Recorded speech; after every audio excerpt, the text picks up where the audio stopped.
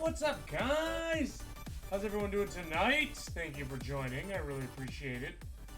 So, yeah, tonight we're going to be faceting an alexandrite into The Legend of Zelda Triforce. I'm very excited because I've done one of these before, and it turned out amazing.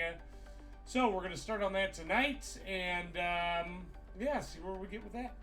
All right, well, how about we just hop right into gem cutting, yeah? All right, let's do it. Let's do it. Hey, guys. All right. Yeah. What's up, Automaton? Thanks for joining. How are you doing tonight? Thanks for joining.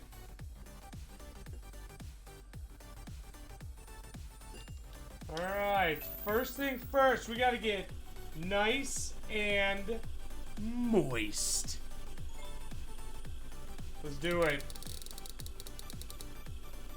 Oh gosh. Oh gosh, too moist. What up, Alice? How are you doing tonight, dude? Thanks for joining.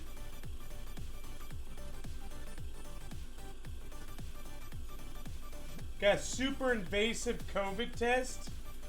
Oh no.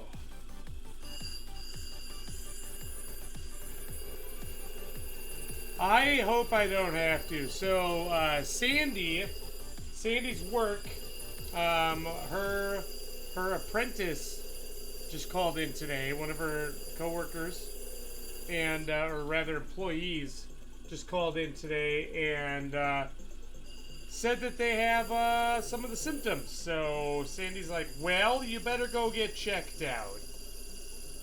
Good evening, Tim. How are you doing tonight?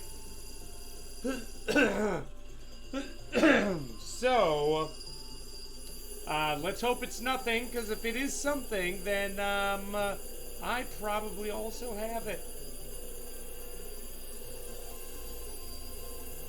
And I have asthma.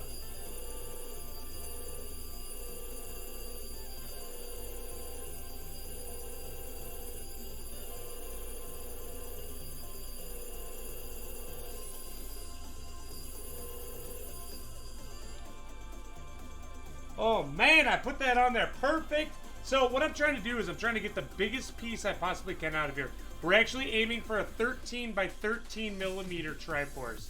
So it's going to be like big, right? So I'm trying to save as much as I can. Look at this. I know the triforce cut by heart now.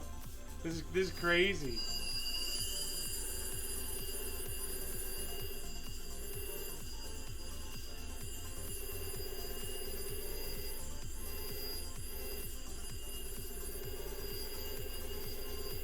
How are the fingers? They're doing better. They're doing a lot better. After having that little break, they're a lot better. When I work with those larger stones, they just, it really starts to, because I got to push so hard and they got such sharp corners.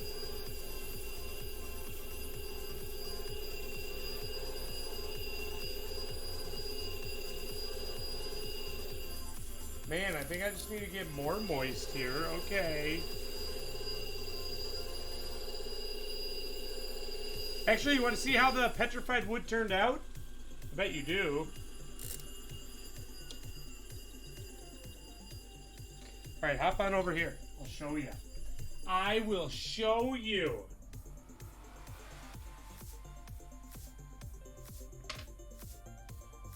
So it's gonna look a little scratchy, but nothing too bad.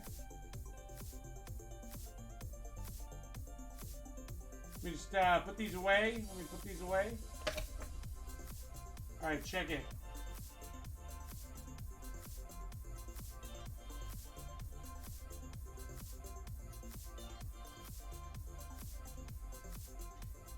Yeah, what up, cute jeweler?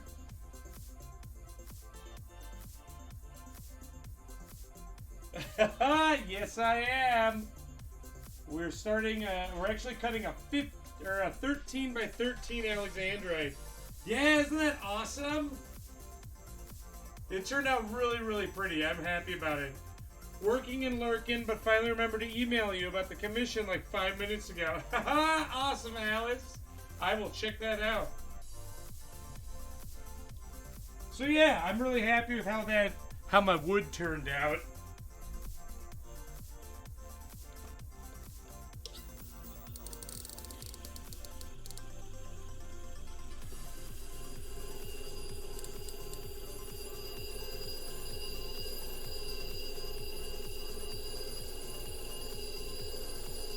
How's everyone doing on this Friday? You guys ready to start your weekend? I get to work all weekend. Isn't that exciting? So for such a large stone, I think I'm actually going to switch to my really aggressive lap. Otherwise, we're going to be here all night long. Thank you, Automaton. I always forget to do that. I have the best mods. The best mods. This is synthetic. Alright, so we're gonna go ahead and toss on. We're gonna toss on our 100 grit lap.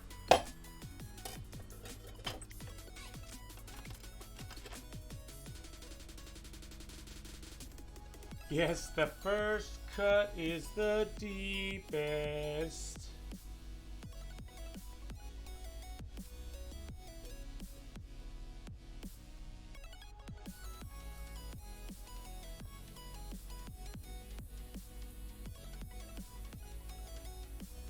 Alright, we're going to 31. Let's get nice and moist.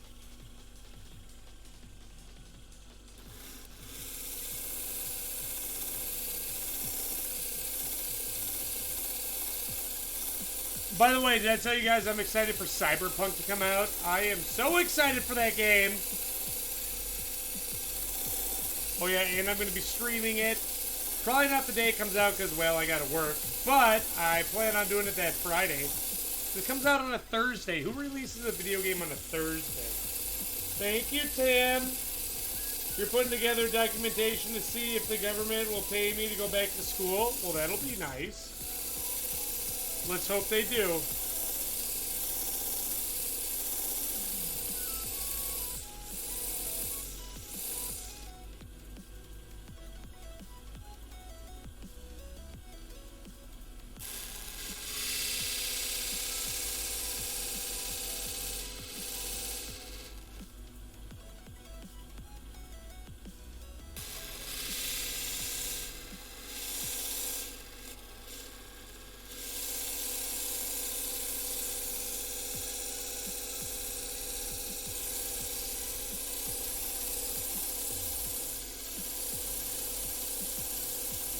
You'll be back to streaming tomorrow. Yeah.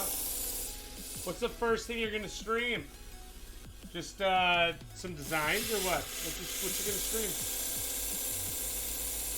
By the way, Q Jeweler, the guy with the Heliodor is absolutely just like ecstatic. He sent me pictures of it, which by the way looks amazing. And he's like, look at this!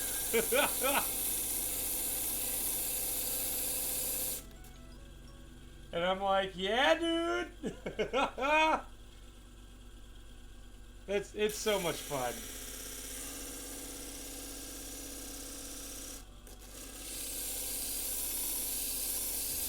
Yeah, guys, if you haven't checked out the Q Jeweler, go check her out. She's pretty awesome, a lot of fun, and very upbeat.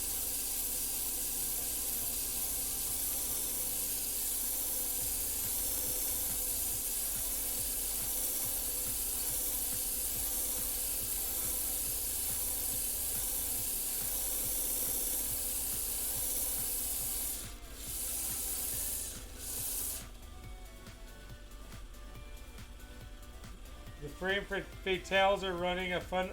Yeah, I'm donating an alexandrite triforce to them. I already signed up to do it, just waiting on an email.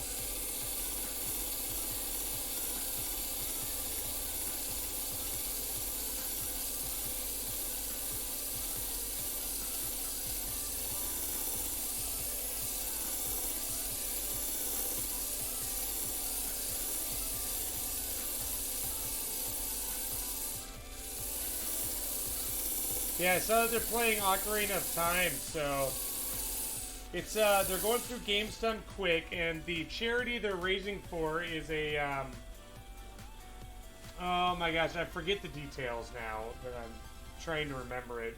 It's Automaton, can you help me out? Yeah, female and female identified gamers in the speedrunner community And the Malala Fund is, that's the one that I can't remember off the top of my head. I'm so sorry. Help me out, Automaton.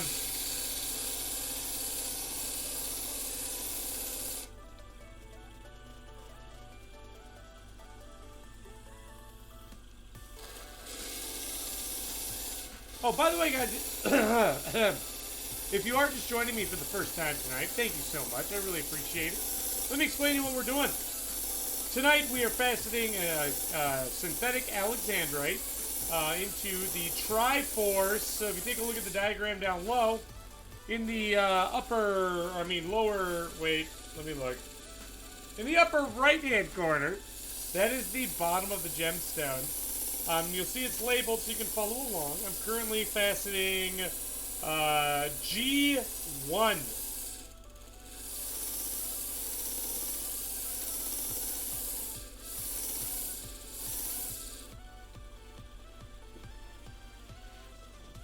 Which is the girdle, which gives the stone its shape.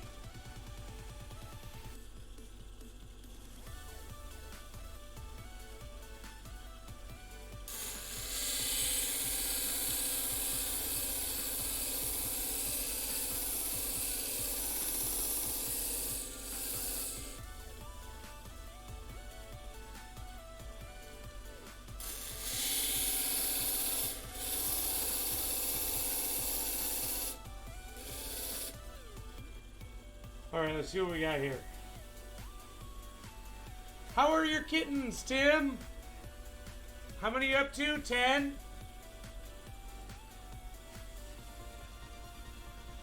Okay, cool. I think we're good here.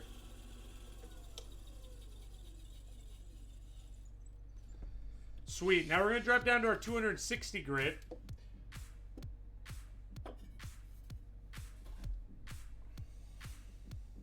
What up, motherfuckers? How many triforces do people order? A lot. There's a lot of them, motherfuckers. People love it. And who doesn't love the triforce, right?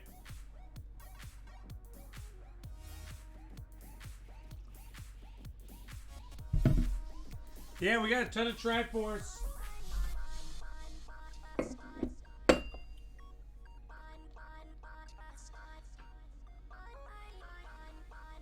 At least you know how to keep us moist. That's right.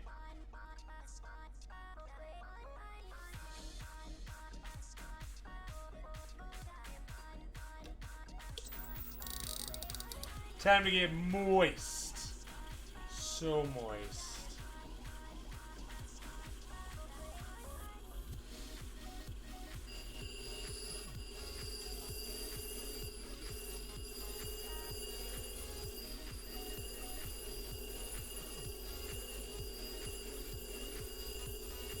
Something 10? Yeah, Tim. How are your kittens? You have, what are you up to now? Like 10 of them?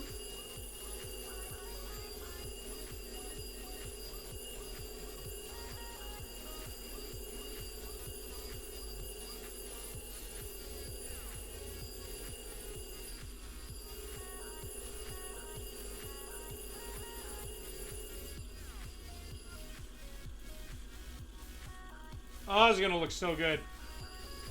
Unfortunately, we're going to be losing quite a bit of material, but that's okay.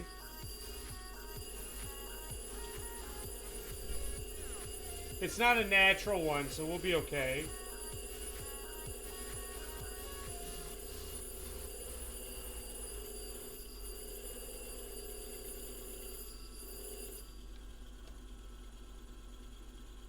Look at this. I don't even have to look at the diagram anymore. I know exactly what numbers to go to. That's crazy. Man, you guys know what I've been really obsessed with lately? Escape from Tarkov. Again. But I'm really excited for Cyberpunk. What is it? Cyberpunk like 2077 or something like that? I'm so excited for that game. I'm going to be streaming it. I'm going to probably try streaming it all day the day... Well, it'll technically be the day after it comes out. Because, so what it is like, if you've ever seen Ghost in the Shell, or like Altered Carbon, the show, or anything like that, just make that, One dummy thick. Yeah. Teenager kittens. That's what the game is, but it's kind of like an open world RPG, and everything you do has an effect on the world, which is what I'm really excited about. It's not all just like scripted. It's kind of a dynamic world from the sounds of it. I don't really know what to expect. I'm just looking forward to playing.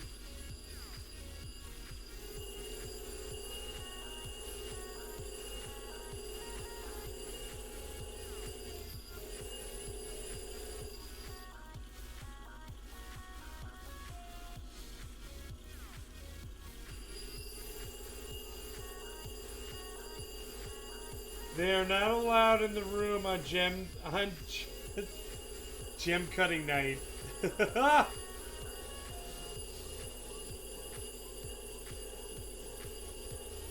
They're going nuts with your cursor on the screen. I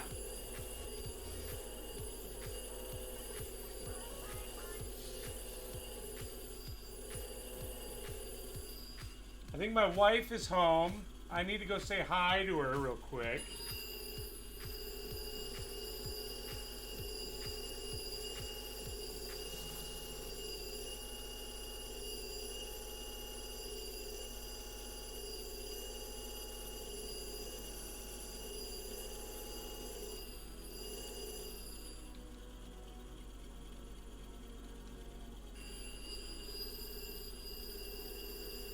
No, we don't have a sand dollar design yet.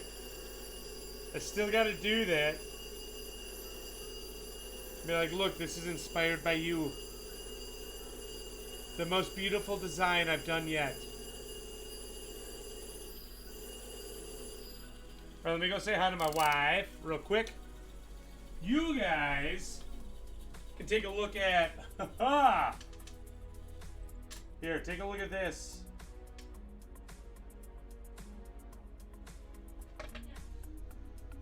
All blurry and everything, right?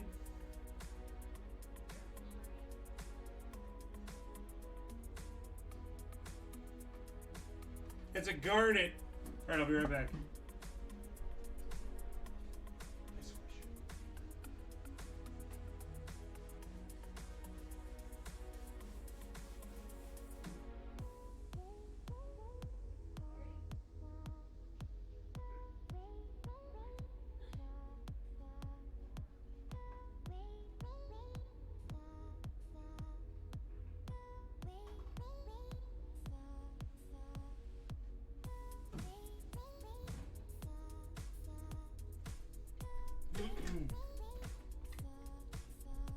Alright, I'm back. Let's keep going. This is cutting really nice. It's cutting well. So we're going for 13 by 13 millimeters. So this is, I mean, look at this. This is huge. So let's see where we're at.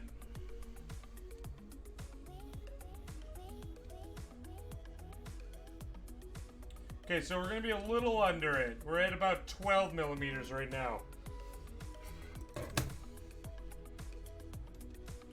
Let me just make sure we got all the rough parts off the corners here. Okay, cool, we did. So now we're going to drop down to our 600 lap.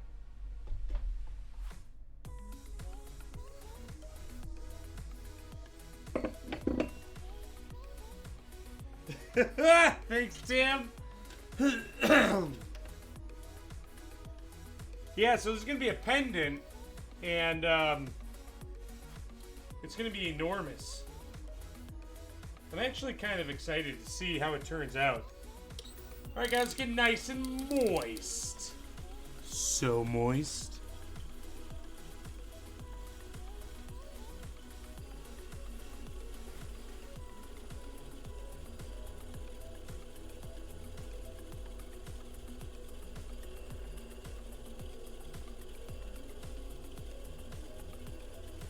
Anyone have any awesome plans for their weekend?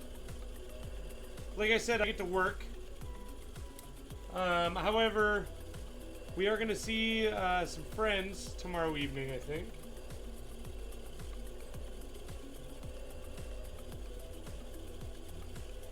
Perhaps, maybe. We'll see. See how we feel. Might just be done with the work week, especially because we both have to work Sunday as well.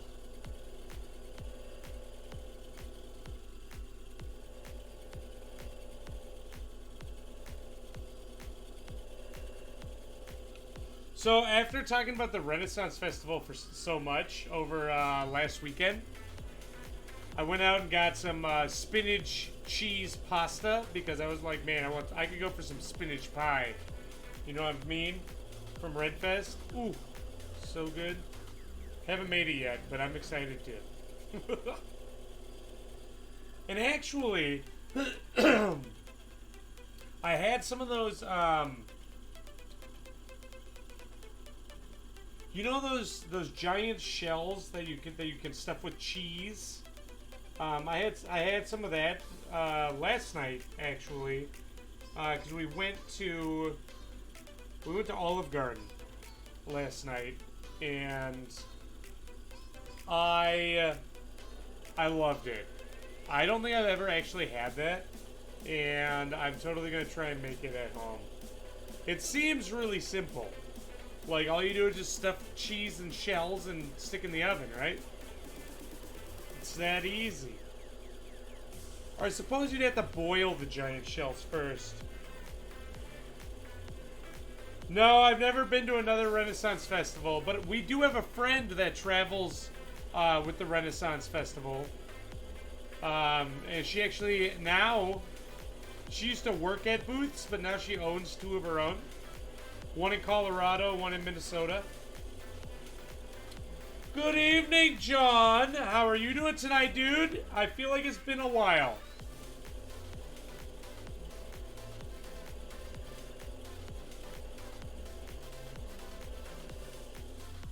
Or am I thinking of a different John? If this is your first time, sorry. You know, a lot of Johns look the same. How are you doing tonight, dude? Thanks for joining. Oh, yeah. Whoa, Tink, thank you so much for the recommitment. 3 months. That's what I'm talking about, dude. Thank you. You have the Bristol Ren Fair. 10 minutes. Ooh, that's nice, Tim. Life hit a little hard. Well, I hope everything is well for you. I'm sure it's been busy. How are you doing tonight, Tink?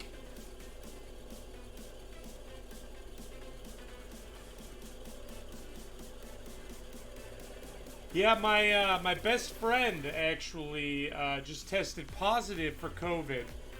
So I've been checking on him. He's doing fine. He says it just feels like a really bad cold right now.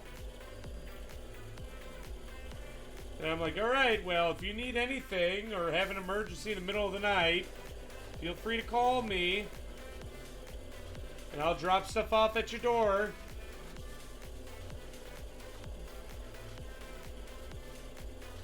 Yeah, that's awesome, dude. Where at, if I may ask?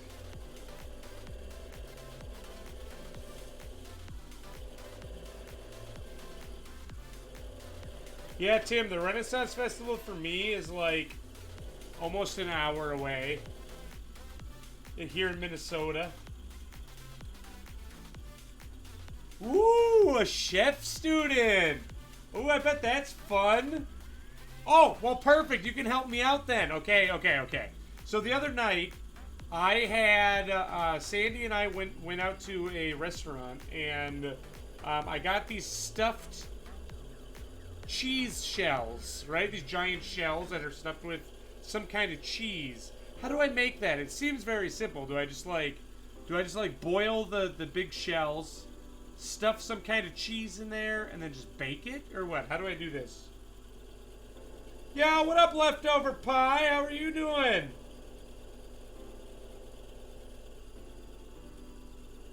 Manicotti, is that what that's called?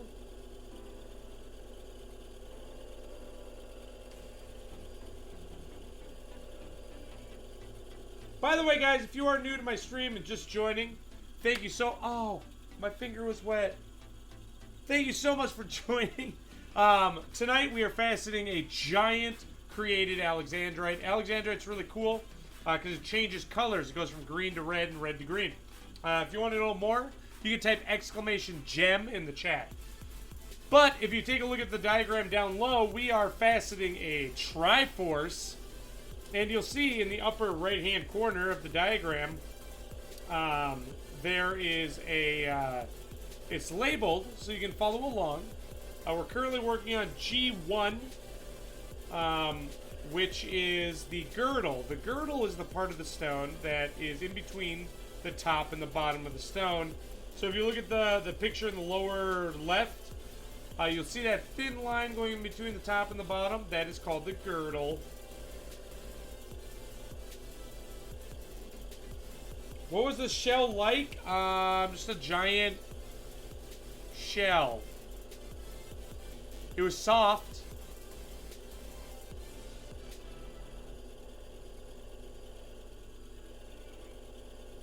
Ricotta cottage and mozzarella cheese stuffed into the shell and baked, I think. I don't know. Like, how do you describe shell pasta? Besides, it was a shell. John, you're going too far. You're going too in depth on me, man. It had a very moist outer layer, and it was a firm yet flaccid noodle.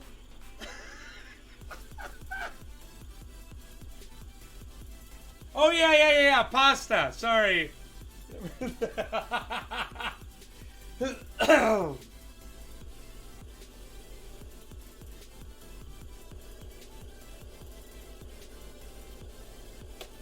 No, I've never heard of that restaurant, Tim.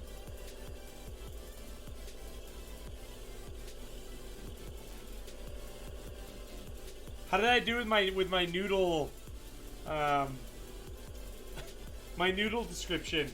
And each prong of the fork pierced it at exactly the same time and pressure, showing an even cooking pattern over the noodle skin.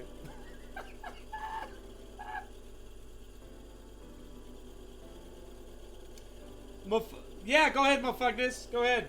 You're VIP, it'll let you.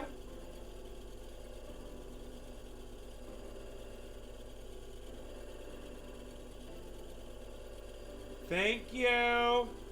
But man, was it good. I enjoyed it. Now, I'm not a fan of red sauce, but they put some Alfredo with the red sauce, and that turned out really, really nice.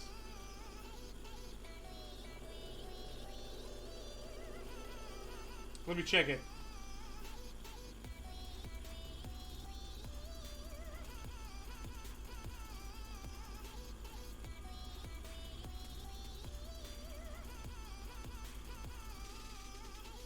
Yeah, it kind of looked like that, but it was shells, not the long pastas.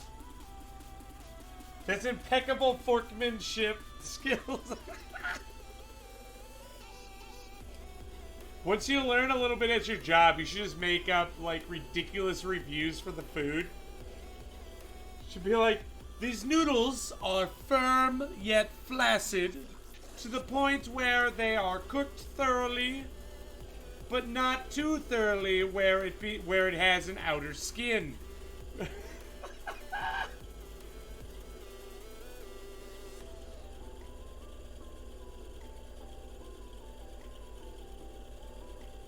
Oh, that's awesome, Tim. What kind of food did they have, dude?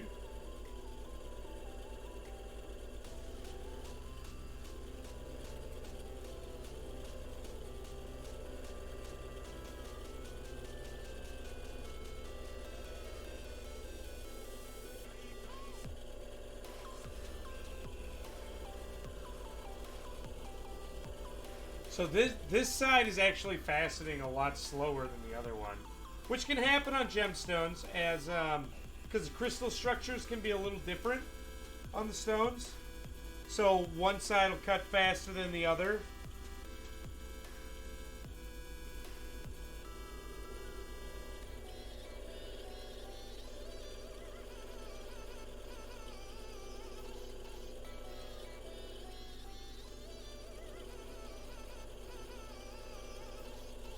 All kinds. Your friend specializes in Cantonese. What is Cantonese? I know I've eaten it before, but I guess I've never really paid attention to, like, I guess the style of food that Cantonese is.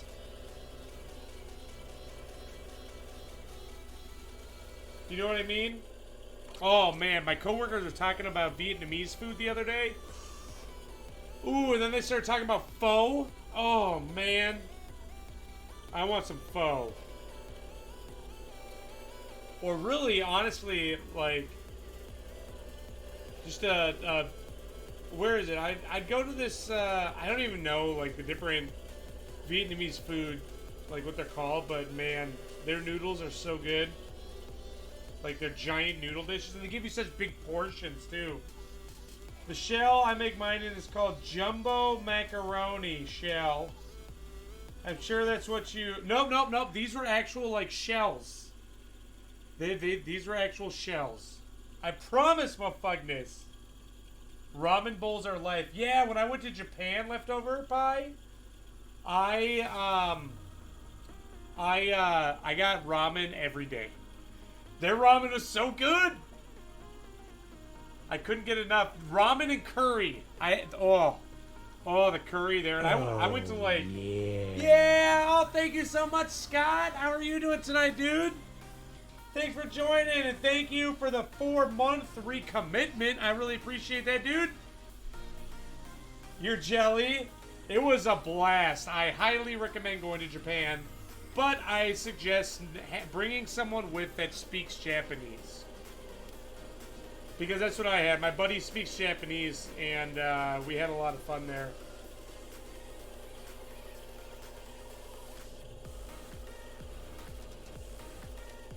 Interesting. All right, Tim.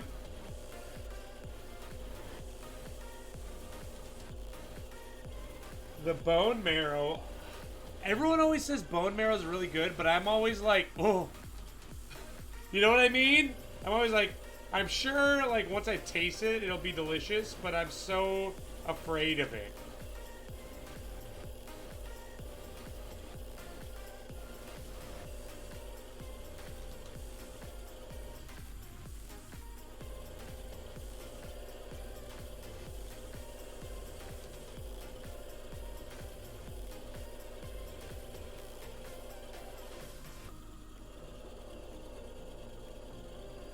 But yeah, I really embarrassed myself in Japan a couple times, actually. One time, so when we were there, one time when I was there, I've only been there once. You're a texture guy, taste don't mean squad if I can't put it in my... Fair enough. So, one of the days we were there, we got up early. And we went down to the docks, right? We stayed in Tokyo, by the way. We were in Tokyo. So we went down to the docks, right? The docks are awesome. It's just like, you walk down to the train station, there's just this giant, like, carts going everywhere, cars in and out, people carrying giant fish and stuff. It's crazy. And so we go in there because we're like, I want sushi, right? We're getting sushi. We're in Japan, we're getting sushi. So we started looking around at food that they're selling down there on the docks, and everywhere. There's just little food vendors in like these tiny hole-in-the-wall places everywhere. And so we go down there, and we find this little place, and we go in, and we sit down, and the chef, or the guy behind the counter, says hi, and my buddy's doing all the talking, and I say, konnichiwa, you know, and because I know a little bit. I know like the minimum, like less than the minimum. And so we're sitting there, and then he's like, "Well, what do you guys want?" And And we're like, whatever you want to give us, you pick. So he puts together this little thing with oh my god, how do you pronounce it? I want to say sashimi, but it's not sashimi. You know, the raw fish. Why can't I think of the name? I see it all the time. Sashimi. There we go. So he puts together a bunch of that, and thank you. So he puts together a bunch of that on there, and he and some rice, and he made a couple little sushi pieces too. And I'm like, I don't know what's on any of these, but I'm in Japan only once. I'm eating it all. So I ate it all, and it was so good. And then halfway through, this other guy comes out, and he's like, what would you like to drink? And I said, mizu, which is water. So he goes and gets me water and brings my buddy, like, something. I think he got water, too. And this was the most embarrassing thing ever. I'm sure he just chalked it up to me being a big, dumb American. But he comes out and he hands me the water, and I take it, and I go, konnichiwa. So what I did is I took the water, and I say, hello!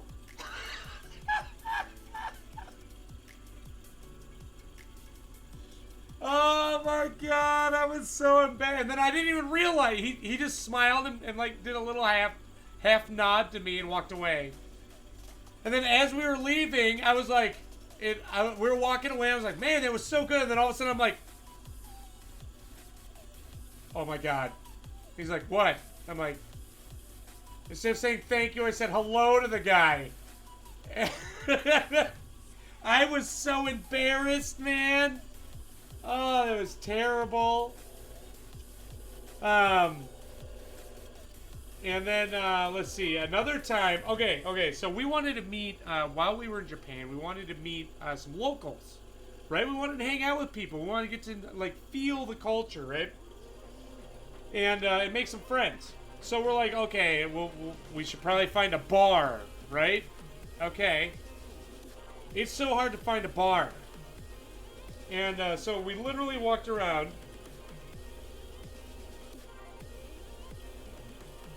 Yep, exactly, Automaton. So we're sitting here looking around, and we're just like, okay, there's like this little stairway going down to a place, and it says that it's a bar, so we're gonna go in. So we go down, we go in. This is the first and only shady place we ever showed up in, okay? So we get in there, and there's these two old guys over in a corner. They both turn and look at us, and they go... And the guy behind the counter is like, you know, cleaning the glass, classic bartender. And then he sits it down, and he goes...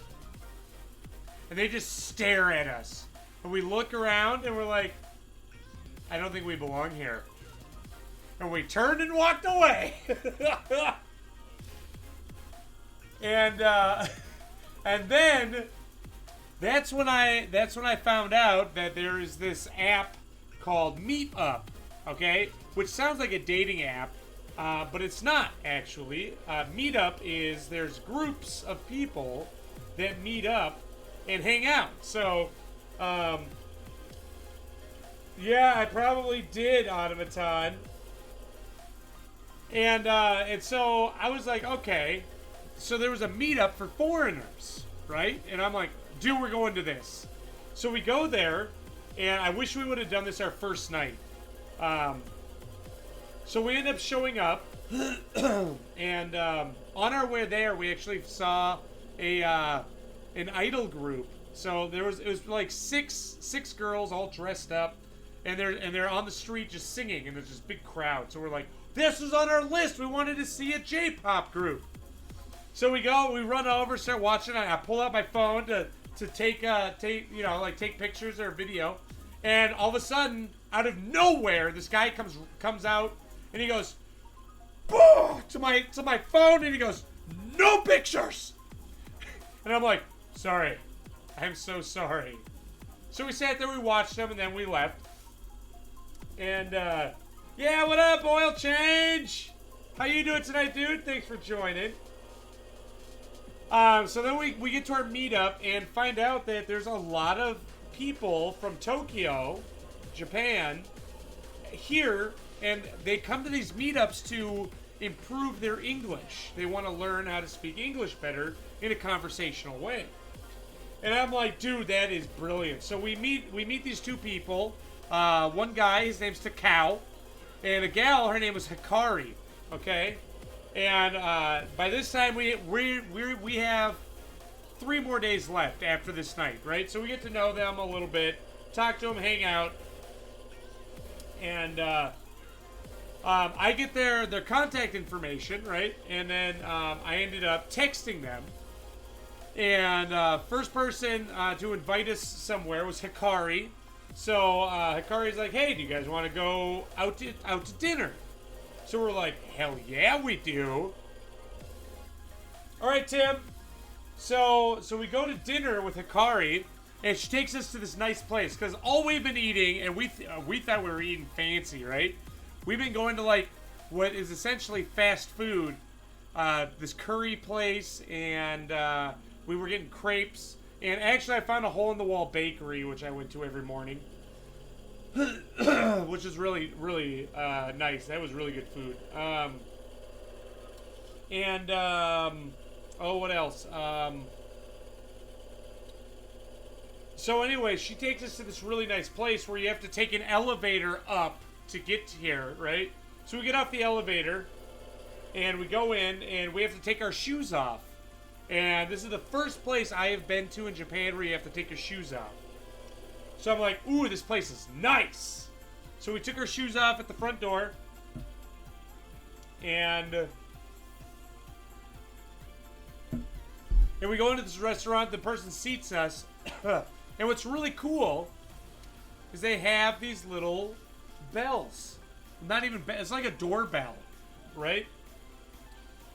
Because in Japan, the waiters and waitresses don't come to you and bother you all the time. They only come when you want them to. And when you want them to, you just press a button. So that was really cool. And so we were sitting there eating, right? And I'm like, Hikari, what's good on here? And she says, oh, this is good, this is good, this is good. So we ordered a bunch of food.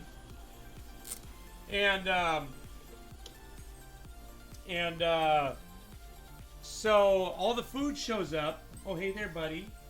Yeah, you a good boy. This is Tank, my retired racing greyhound. Yeah. What, is your mom taking a shower or something? Is she busy? The cute jeweler streaming. Oh, when tomorrow? Gotcha. So anyway, our food shows up, right? And we got like these like chicken stuff, and she said to order like this chicken liver and chicken something. And this is my first time having liver, right? So I'm like, all right, I'm gonna try the liver. I hated it. I can't do it. I cannot do it. And so I ate the chicken and the rice and stuff that we got. All right, guys, we're going to P1 at 48.3 degrees. And it came with this like ginger sauce. And the ginger sauce was really good. But it was, and it came with a spoon. And I kid you not, the spoon was like this big, right? It was tiny. So like you got to pick it up. You scoop a tiny bit out, you put it on your food. And so I thought that the spoon was really, really adorable, right? So I learned a couple words. You know, we've been there for 5 days. And so I picked up a couple Japanese words, right? Like I said, less than the bare minimum. And so I pick up the spoon and I show Hikari and I say, kawaii. No. I said, yeah. I say kawaii. And then she looks at me and she literally falls on the ground laughing. She is rolling, okay? She is holding her stomach laughing so hard. Because I just called this tiny spoon I looked her dead in the eye and I said, "Scary." And she just lost her mind. She thought that was the funniest thing ever. And I had no idea what I was doing, what I said. So I looked at my friend who speaks Japanese, and he's just laughing. And I'm like, "What? What did I do? Isn't this kawaii?" And then he goes, "No, Ryan. That's not. You didn't say it right." And then Hikari gets up finally, and she goes, "It's going well, Jay dear. How are you doing, dude?" And she looks at me, and she goes, "Thanks for joining, by the way." She looks at me, Hikari does, and she goes, "Ryan, you said that little tiny spoon was scary. What you meant to say was kawaii." And I'm like, "Oh my god." So we just laughed the rest of the night.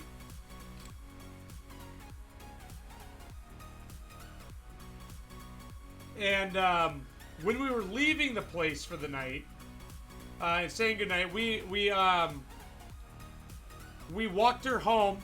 So we offered to walk her home, and she accepted because it was night and all that stuff. And how are we doing on water? We're okay. And so we ended up. What up, Raspberry? Thanks for joining. I'm glad you liked it. Just resting after a busy day running errands. Oh, errand days are the worst. I hate them. So anyway, we get out of the building, right? And we're getting ready to walk her home.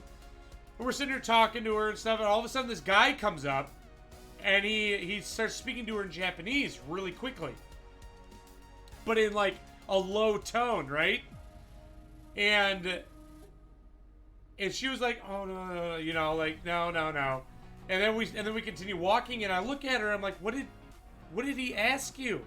And she said, "He asked me if I needed help." And I was like, "What?" She says, "Yeah, you guys look scary." And I was like, "Oh my god!" When John Wick kills the water with the little spoon, it is scary.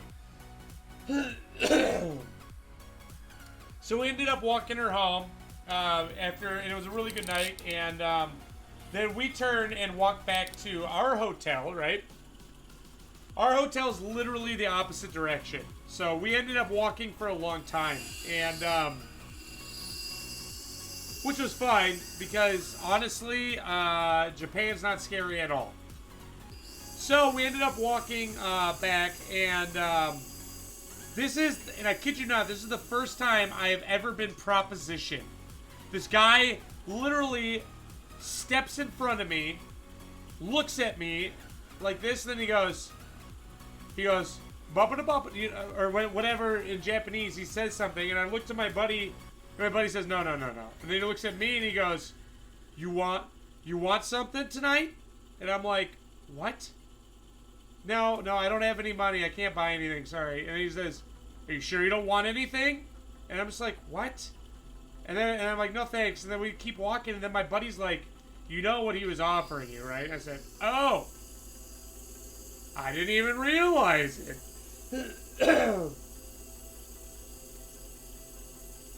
Did he say water?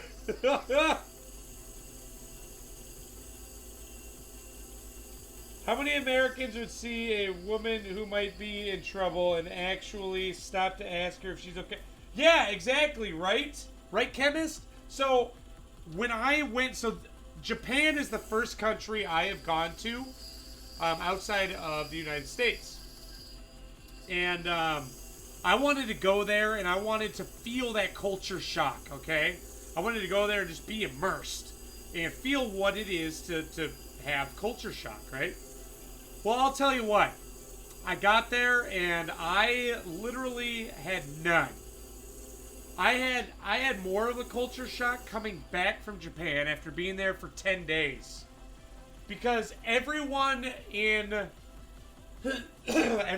America and in Canada, because Canada was our layover, are so rude and impolite compared to Japan. It was like I got back and I was like, what?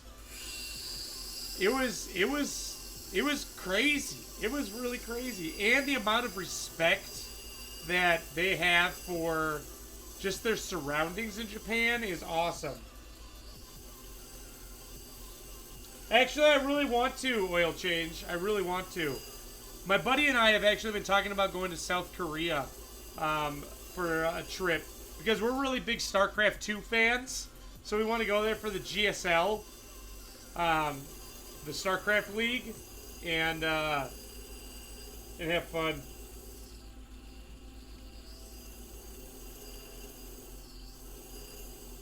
My sisters have actually been to India. They went there to help out with, I don't remember what it was. I think they were handing out food or something.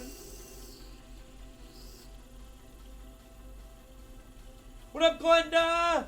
I'm doing well. How are you doing tonight?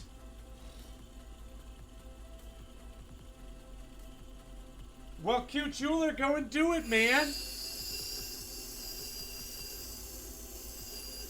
Yeah, my buddy, actually, I'd go with my buddy and his friend, because his friend speaks Korean. So we'd go there with him. Good, I'm glad. I was just telling everyone about my Japan trip, like, what, I think it was 3 years ago now. But, oh yeah, the other thing in Japan, no one locks their bikes. No one locks their bikes. It's crazy. And, like, I saw no litter. And it was insane. It was absolutely insane.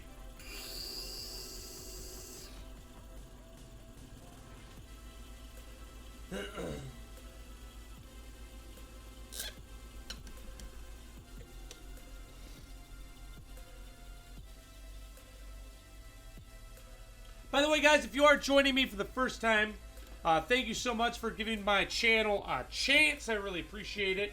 What we're doing tonight, and what we do every time we stream, is well, most every time. Sometimes I do video games. But mostly we do gem cutting. And tonight we are faceting a synthetic alexandrite into the Legend of Zelda Triforce. So, if you take a look at the diagram down low, in the upper right-hand corner, that is the bottom of the gemstone. Oh, yeah. Oh, thank you so much, El Chow, for the 4-month recommitment. Thank you. How are you doing tonight, El Chow? If you look at the diagram down low, in the upper right-hand corner, that is the bottom of the gemstone, also known as the pavilion. And you'll see that it is labeled so you can follow along. We are currently faceting P1. And, yeah, if you have any questions, please ask. I love talking about what I do. And about food. And tea. I love tea.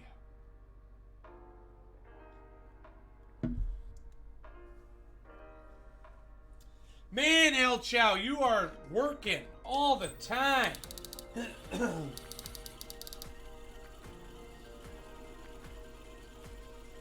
Hope you're getting some big paychecks.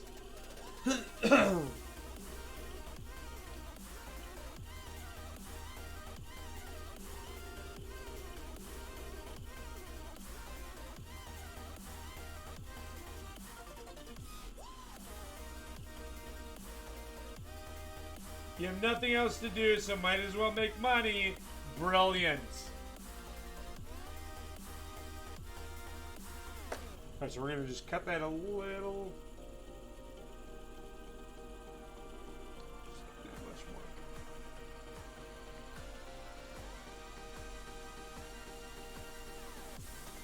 Yeah, I want to go to South Korea for, like I said, the StarCraft 2 tournament.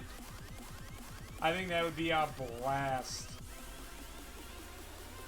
And obviously to have delicious food.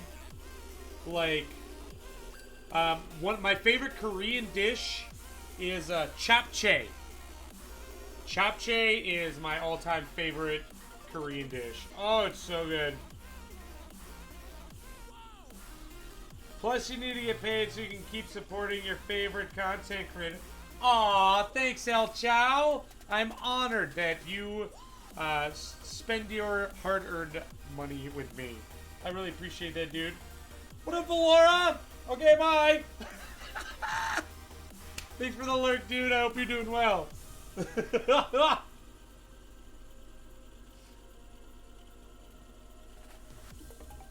By the way, okay. Listen to this.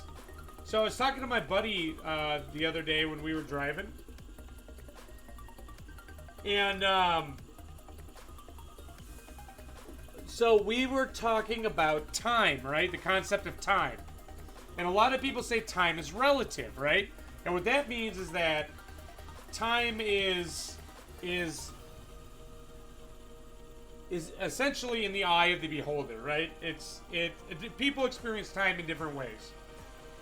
So I was really talking about time, and I was like, so if you think about it, what up, Metal Cat? Metallic Cat? I always call you something different every time you pop in. How you doing tonight, dude? Thanks for joining. So we were talking about this, and I mentioned that, you guys know the term time is money? Well, money, if you think about it, is technically physical time. That's all it is. That's all money is physical time. Right? Now think about that. That's just a crazy concept, right? So when you are doing business, you are doing, the currency is time, right?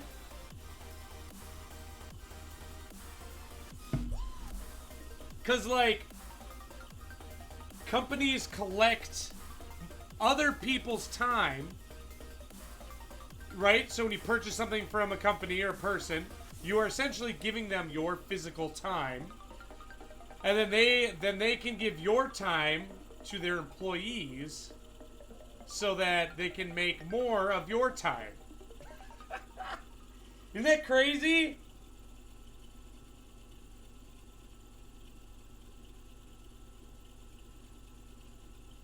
I mean, that just popped into my head while we were driving, and I was like, that's crazy. I didn't think about inflation. That's a good point, El Chow. That's a good point. Yeah, chapche. Sounds like a Chinese dish. Maybe the name is similar. What up, Darth Molly? It's been forever. Yeah, so chapche. It's chapche. There we go.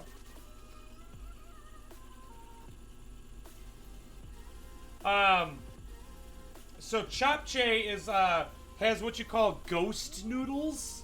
So ghost noodles are like they're clear noodles. They're a little more I guess kind of chewier.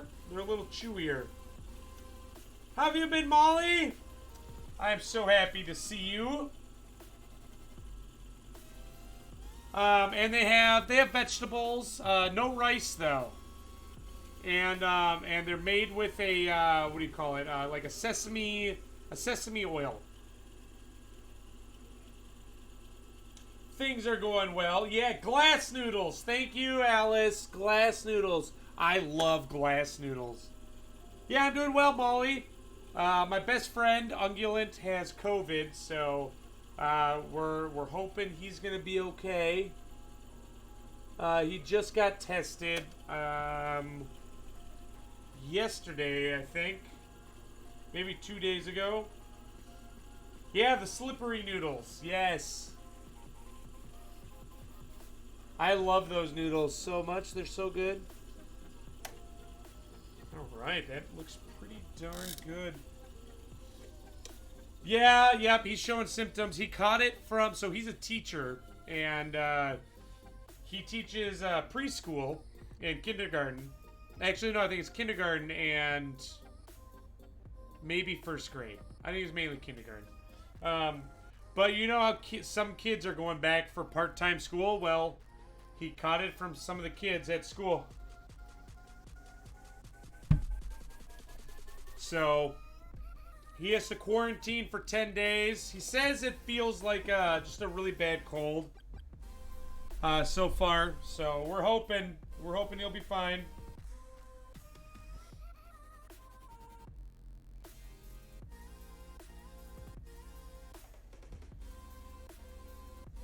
Really, John? The glass noodles are hard to find there?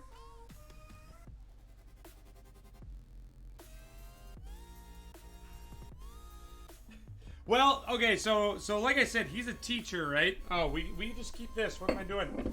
He's a teacher, and he says the hardest part of it is that it's hard to make sure the kids keep their masks on. Because, I mean, they're like 5-year-olds, right? So, but they found ways to keep them distanced with like games and stuff like that, which is really cool. And actually, one of the games he told me about is really ingenious. So the kids stand in like their own square, and they have a pin that they have to defend from all the other kids that are in their own squares around them, and they throw balls trying to hit the pins over. So yeah, man. Well, John, they're amazing. You should use them more often.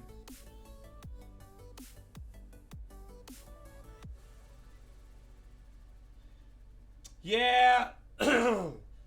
Pardon me. I think it is a little risky. All right, guys, we're moving on to P2 in the upper right-hand corner, 47.15.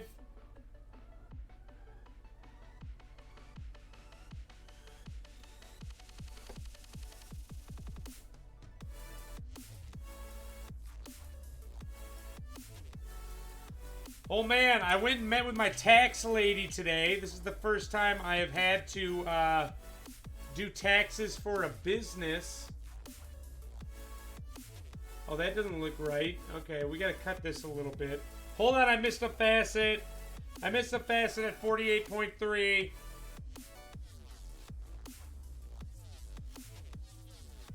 So that was an experience. I've never paid taxes aside from from working somewhere, and this is the first time I've paid taxes on a business.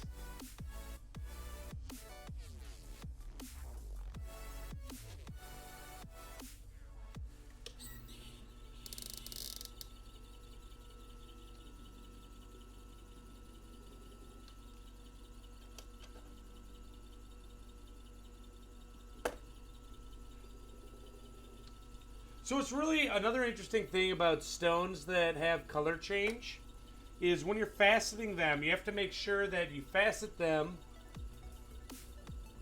from specific sides because they will show different kinds of color change from different sides. Same thing with alexandrite.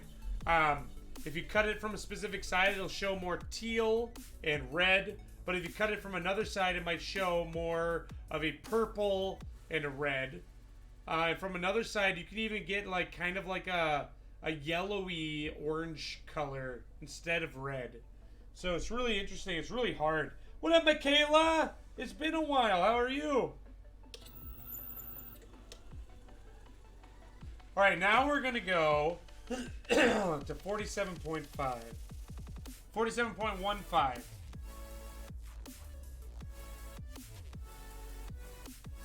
I know, right, Michaela? I am doing well. Thank you for asking. Except for this weekend. I have to work this weekend. I'm not excited about that. Saturday and Sunday. Good evening, Aries. How are you doing?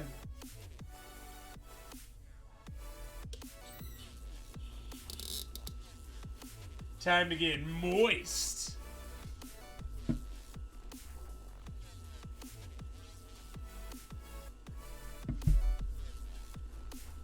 Been a rough week. Oh, I'm sorry. Hopefully we can help alleviate some of that roughness. Oh, we might have to go deeper on these facets. We'll see.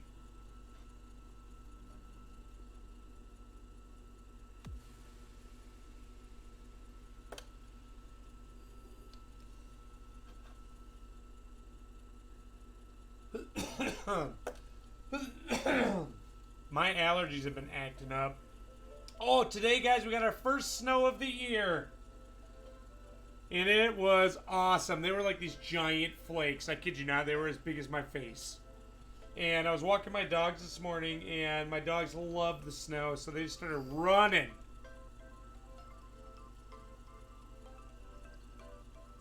And then it heated up to be about 45 degrees today, and I picked up some leaves. Oh yeah, we're gonna have to cut these a little deeper. So we gotta go back to 48.3 degrees. Sorry. Well, you know, Molly, you could always move to Minnesota.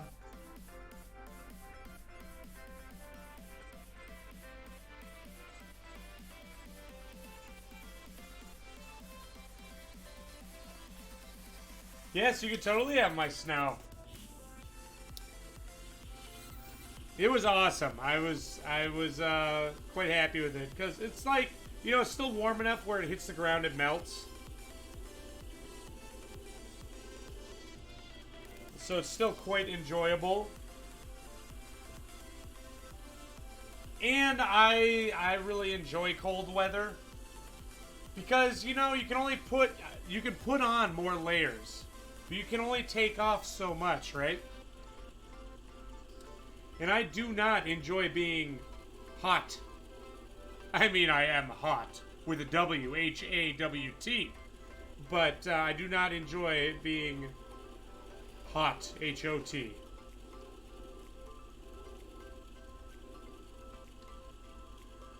Thank you, Molly.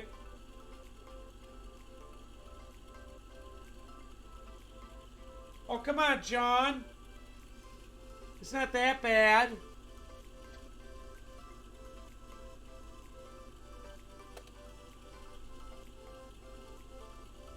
You don't miss the snow at all.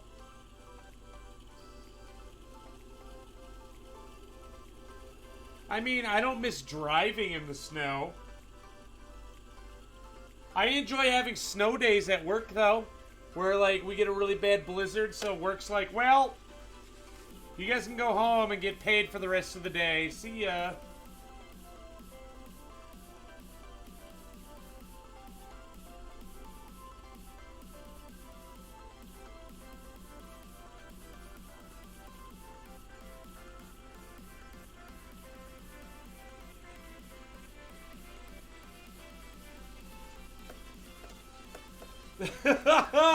Aries.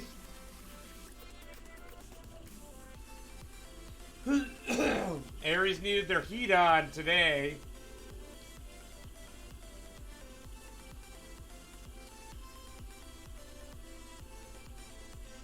Honestly, that's one thing that I love about being bald is I don't overheat.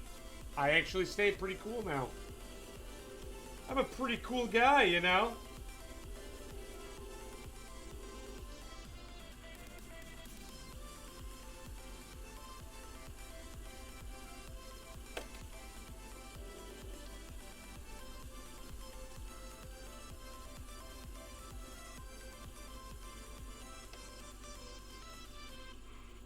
Where are you moving to, Aries?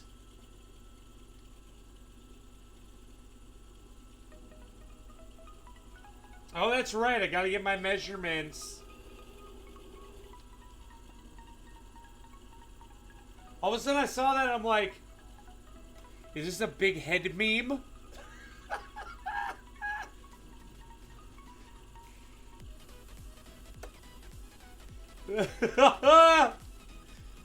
Because, okay, so people have always been like, Ryan, your head's shaped like an egg. Ryan, you've got a giant head, which I do. And I'm perfectly fine with that. And actually, people at work call me Egg. But, so, someone messaged me on Discord the other night, and it was a picture, and it was, and I looked at it, and it said, it showed, like, this size, and then this size, and it's like, Ryan, I need your measurements. And I'm like, my first thought was, are they making fun of how big my head is?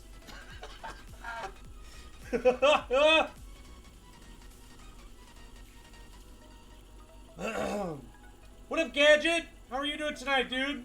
How about becoming Dr. Robotnik? I mean, I'm more of a Tails fan. You know, I'm more on Sonic's side. Wait, Mega Man. That's Mega Man, right? Dr. Robotnik's Mega Man. No. Yes. Yep. That's Mega Man. Okay. I'm more of a Mega Man guy. You know, Dr. Light guy. Oh, Dr. Wily's Mega Man. Damn it. So close. Actually, if you like Mega Man, there is. Oh, I'm out of water. There's a hip hop artist, and his name is Random. Random Beats, and he sings and writes music about Mega Man, and it's called Mega Ran, and it's so good. You guys should totally check him out. What was it? Mega Ran. I think those are his albums. He's Random Beats. I haven't listened to any of his other music, just his Mega Ran stuff. I have to get more water. So how about if I toss up a... Let me show you guys an orange garnet. There you go. Alright, I'll be right back.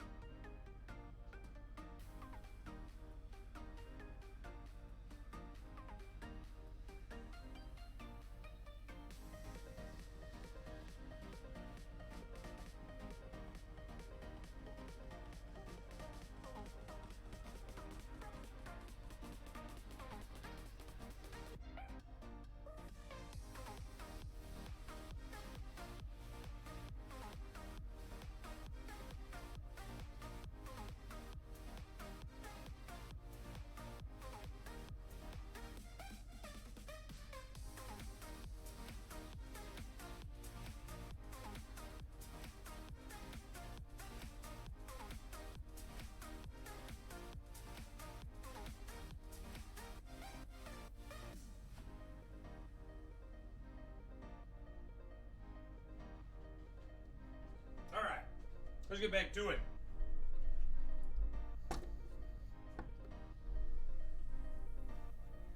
You love Ocri Mix? What's that?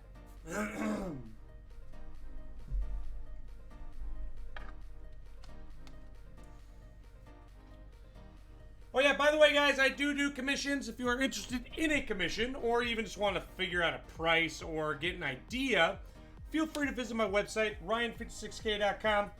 Check it out, and click that contact or get a free quote or anything to contact me. I also do sell finished pieces on there. There's no obligation. When I tell you a price, and if you're like, ooh, that's a bit high, or I can't afford that right now, no worries. Not at all. I just love talking about gemstones. So if you are interested, hit me up. ryan56k.com.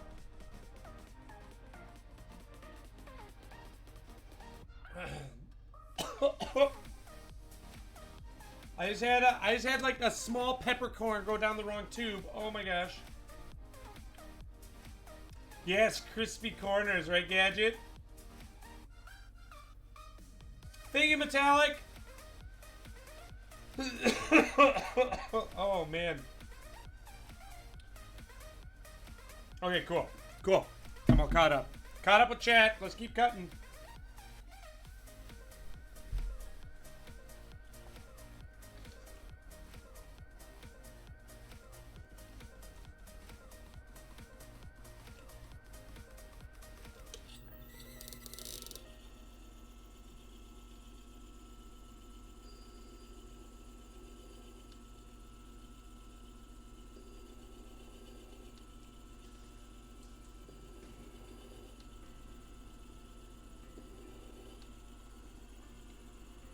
Dirch has got her amethyst pendant. Oh yeah, Molly. I want to see it, dude.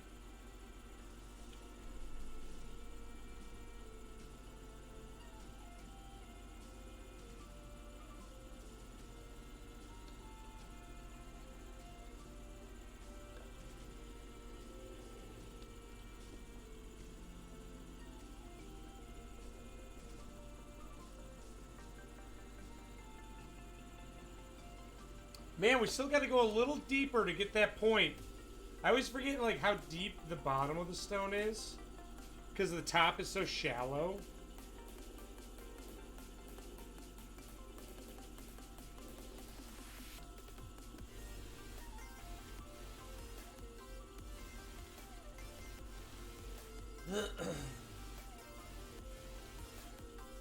Also, guys, if you're like, what would I do with the gemstone?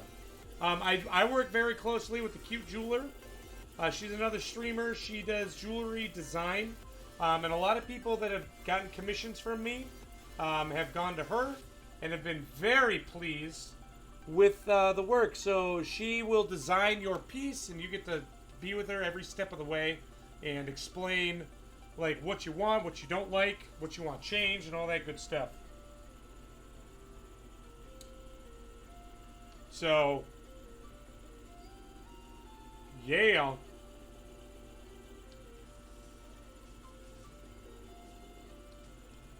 Hit her up. Go throw her a follow.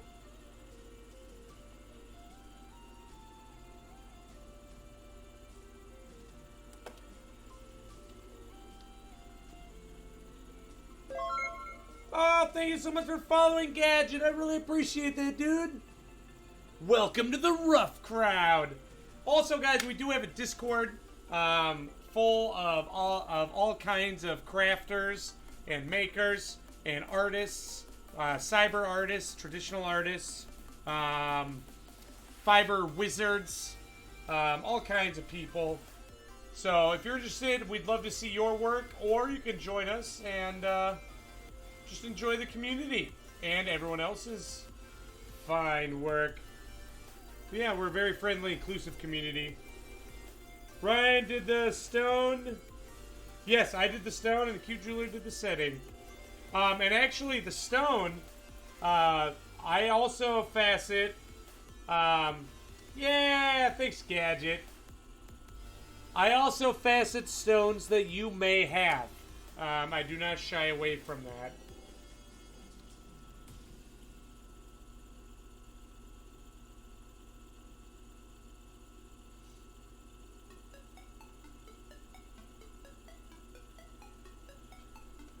Tarky fans.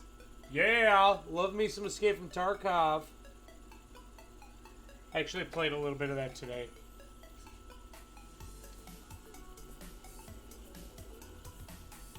So much fun. Yes, you did, Jeweler. Yes, you did. Where's my cat? Oh, yeah. He's just checking out the gemstones, you know, making sure everything's good.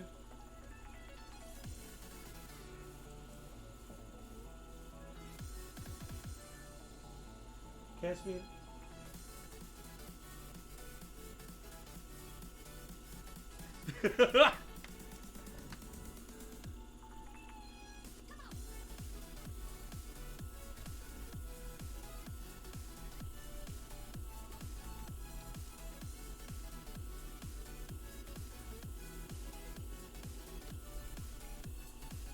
That's one of my 3 cats.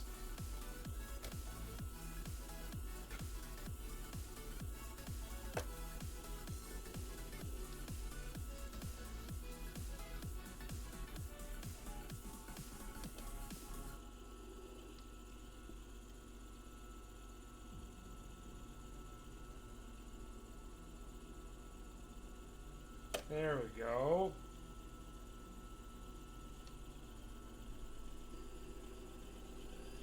Oh, by the way, guys, on the 30th, day before Halloween, we are going to be having a party. We're going to be playing some Jackbox games. I'm going to be giving away some Amazon gift cards. I will not be streaming on Halloween because we are planning on doing stuff. Yeah, thank you so much, Kango. How are you doing tonight, dude? Thank you. I really appreciate that. However, the day after Halloween, I was given a pre-release code for a horror game based on what do you call it? Norse mythology. They asked me if I wanted to stream it, so I'm like, yeah, I'll stream this the day after Halloween. Why not? How you doing tonight, Kango?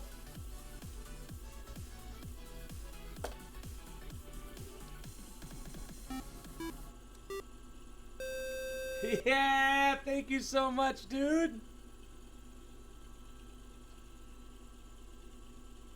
Perfect. Look at that. Just got home from work. Did you have a good day at work? Today was my day off. I have to work all weekend though, so that's a bummer. Alright guys, so by the way, if you are just joining us for the first time, or you're returning, thank you so much for your time and your support. I really appreciate it. Tonight we are faceting a very large created alexandrite. If you want to know more about the gemstone, you can type, yeah, thank you so much, Chemist! By the way guys, if we complete a level 5 hype train, I will give away a gemstone. And anyone in chat qualifies to win. Day was okay? Good. What was I saying? Oh yeah. If you take a look at the diagram down low, in the upper right-hand corner, that is the bottom of the gemstone, also known as the pavilion. And if you take a look, you'll see it's labeled for your pleasure, so you can see where I'm fastening. We are currently moving on P2 at 47.15 degrees. Whoa, is that a hype train? Yeah, guys, let's get... I'm putting hype music on. All right. All right. So, if we complete a level 5 hype train, I will give away a gemstone like this one. And if you are in the chat, you qualify to win. All right? All you have to do is just be a follower. All right, let's get some hype music. Oh, yeah. Oh, yeah. So we can move the hype train by cheering, subscribing, gifting a sub. Subs make it go up a bit faster. But yeah, who wants to win a gemstone tonight? If you're unable to or don't want to cheer, sub, or anything like that, there's no obligation. Oh, yeah. Just get some hype in chat. Let's get this chat hyped. Yeah, thank you so much, Metallic. And Cute Jeweler, thank you guys. Automaton, could you post in the Discord that we have a hype train right now? That'd be fantastic. Yeah, guys, let's do it. Who wants to win a gemstone tonight? Who wants to win a gemstone tonight? Oh, yeah, let's do it.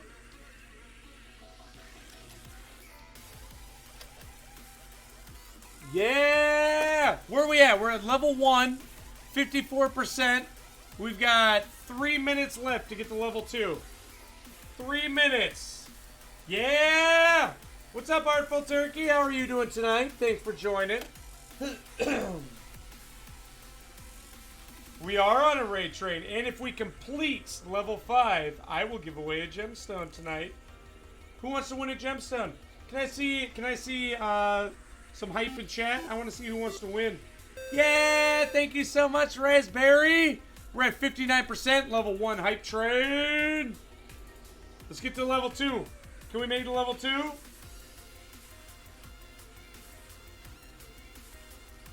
Oh, yes, I'm also on that hype train, too. Yes. And we have a hype train right now. Come on, guys. Where we at? 58. 59%. 2 minutes. We have 2 minutes to go to level 2. We can move the hype train by either cheering, subscribing, or gifting subs. Yeah, let's do it. Let's do it.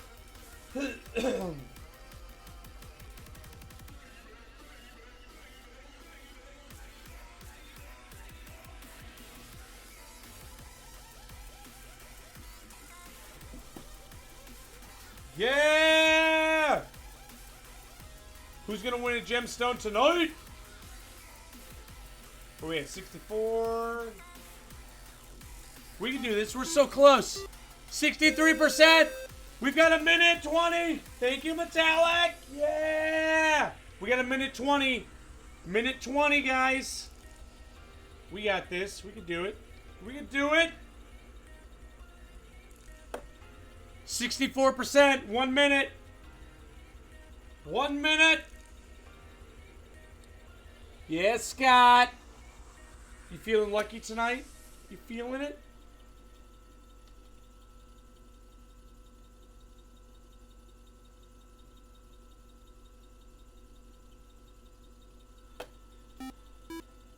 Yeah, thank you so much, Molly. Oh my gosh, guys. We got 30 seconds to get to level 2. 30 seconds, like what? Probably like 3 subs. 2 or 3 subs would move that up to level 2. Let's do it. Let's do it. 20 seconds. 67%. We get to level 2, the timer resets.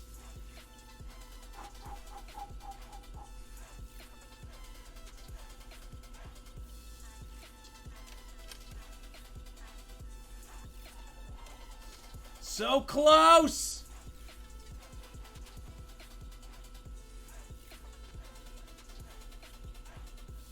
Yeah! Oh, yeah. Oh, thank you, Friends of Monkeys, for the 8-month recommitment. I really appreciate that, dude. Thank you, everyone, for your support and the hype train. There's always next time that we'll hit that level 5. I really appreciate it, guys.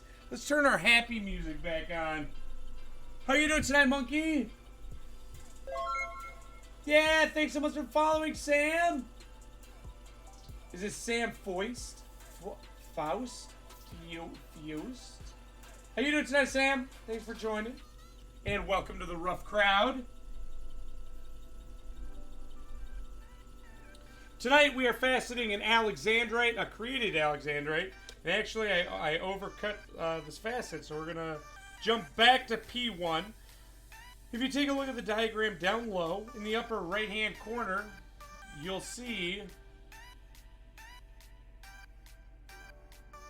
that is the bottom of the gemstone, also known as the pavilion. And if you take a look, you'll see it is labeled so you can follow along. We are currently faceting P1. And yeah, we're cutting a triforce from The Legend of Zelda.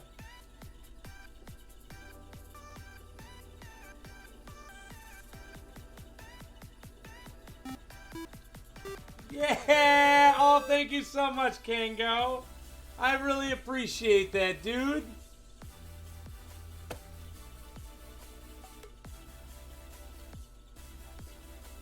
Yeah, if you have any questions about what I'm doing or how I'm doing it or anything like that, please feel free to ask. Whoa! Slipped out of my hand. Runaway alexandrite.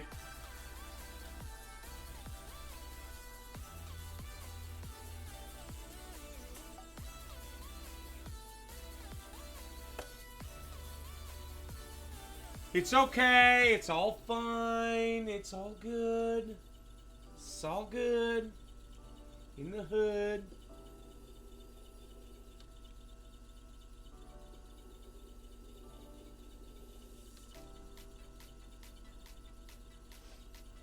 No, we're all good.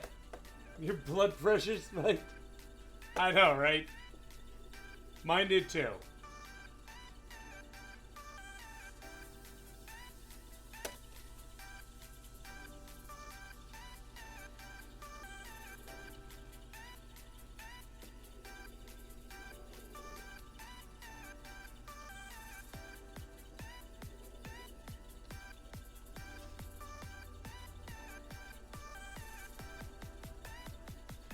Good.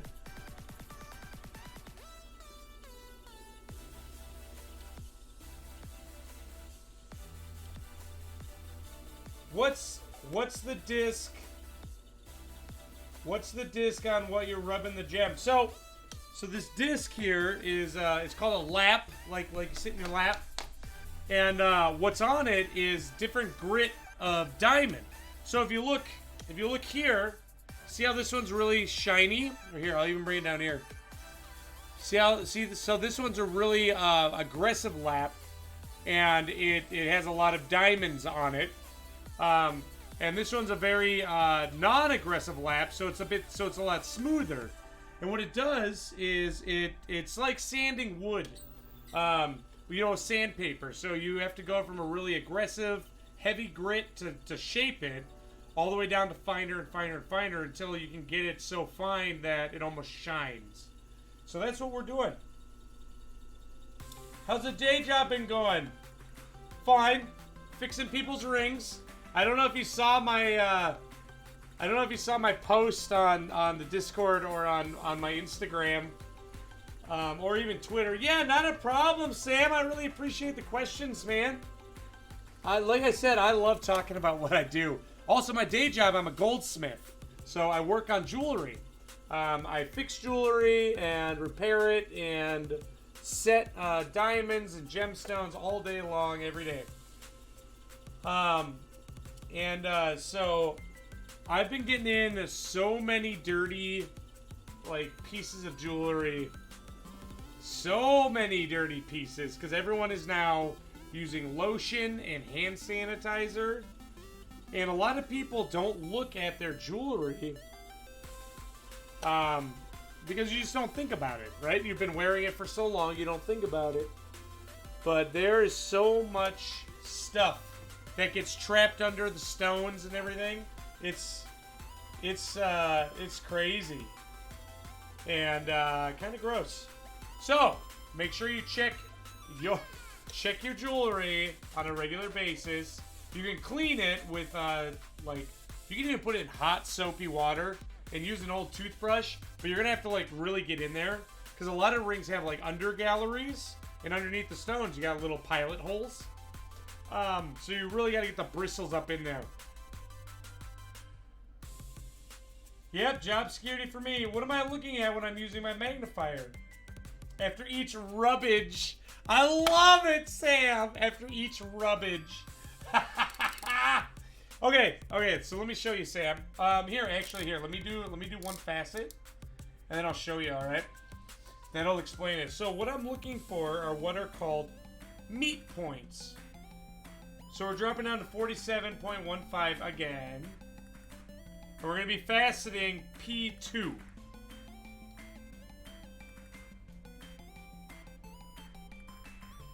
So what I'm looking through... Alright, I'm going to go slow. We're just going to go like that.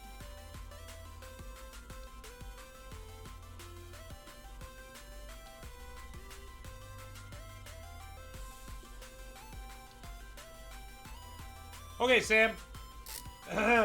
Allow me to explain meat points. One of my favorite things to do. So wear while washing dishes. Exactly, yes. Yeah, I normally call all that junk, I call it skin cheese. It's pretty great. All right, you ready for this? You ready for this, Sam? I hope you're ready. Okay, so when you're faceting, so for example, if you look at the diagram, you'll see all the triangles, right? And you'll see that a triangle's got 3 points, and the points, you want them to meet, okay? That is called a meet point. And what you want is for those meet points to touch. You want the tips to touch. So, this, where are we at here? Hold on. Okay, yeah. Okay, so imagine this as the facets, right? You see how they meet right there? The tips touch. That's what you want. If you overcut a facet, it'll look like this. You see how the center's flat? So it won't be nice and pointy, it'll be flat. That's when you overcut it, which is what I did. That's why I had to go back and recut it. Or you undercut it and then you have space. Pardon my facets, they're a little weird. But you have some space in between the facets. So when I'm looking at my loop, this is called a loop. L-O-U-P-E, loop. When I'm looking through this, and here, I'll even show you, okay? Let me pull this out. All right, cool. All right, I'm going to put this in front of your eyeball. Get ready. Let me just clean your eye off a little bit. Okay. All right, here we go. Okay.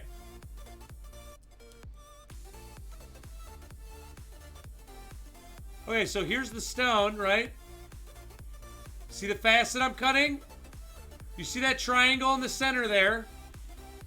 There we go. You see the space. You see how I need it to touch. I need it to touch the very bottom or edge of the stone. So you see how I still have a little space left? So what I'm trying to do is get that to touch. Just perfect. And that will be a good meat point. Yeah, so does that make sense now? So when you go shopping for a gemstone or a diamond or anything like that, what affects the price of it is the color, the cut, the clarity, and the carat weight. So on this point, this point, get it? What you're looking for is the cut. So when the meat points meet, the cut adds a lot to the value of the piece. Yeah, does that make sense? Thanks, Sam. So yeah, that's what you're looking for when you go and buy stones, whether it's a diamond or a gemstone. So yeah, when you see me lift it up and take a look, I'm looking to see how much further I have to go before this actually touches, before it actually meets the bottom.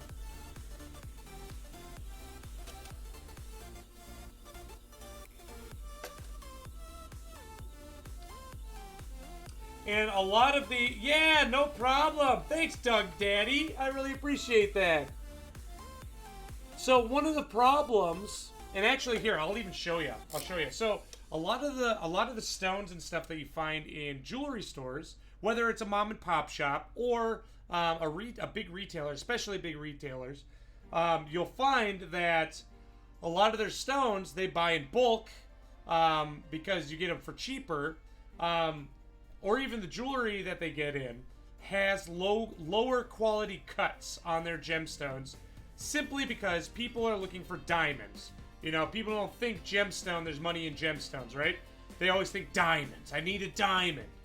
But let me show you here. Let me show you. So I actually have where is it? Here we go. Okay, so hop on over here to this camera. Okay, so hold on, I'm gonna move my mic. Okay. So I have some cubic zirconias that are machine cut, and the difference between machine cut and regular cut stones, or I guess hand cut stones. Oh yeah, you like that, Sam? That's a garnet I cut. That is an orange garnet. The difference between stones that are cut on machine is that the machines can't tell if the stone is cutting quicker on one facet or not, because the what do you call it? The crystal structure of the stone affects how fast it will cut. So here, okay, so I'm gonna go ahead and toss this up here. This one, I did not facet this. Okay.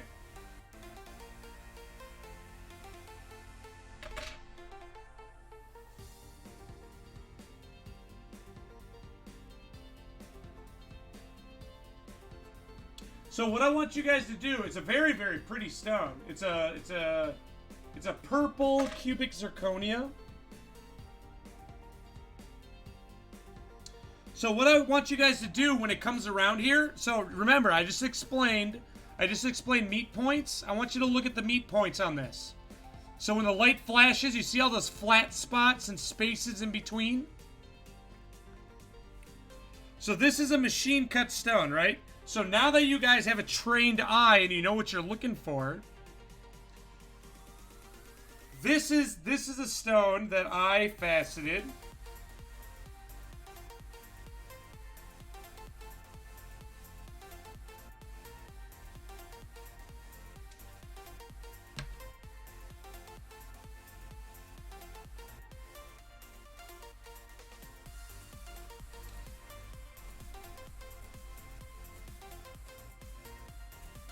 Now again, I want you to focus on those meat points.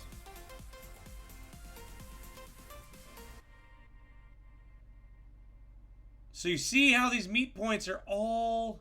Oh, it's a little blurry. Sorry, it's a manual focus camera.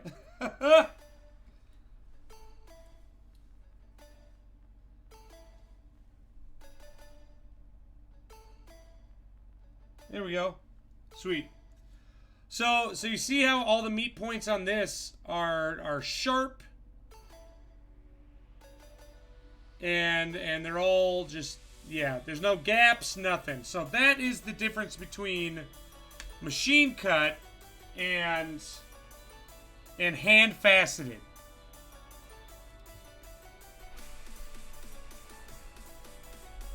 And so that is, yeah, when you're going to buy a gemstone or a diamond, that's what you want to look for.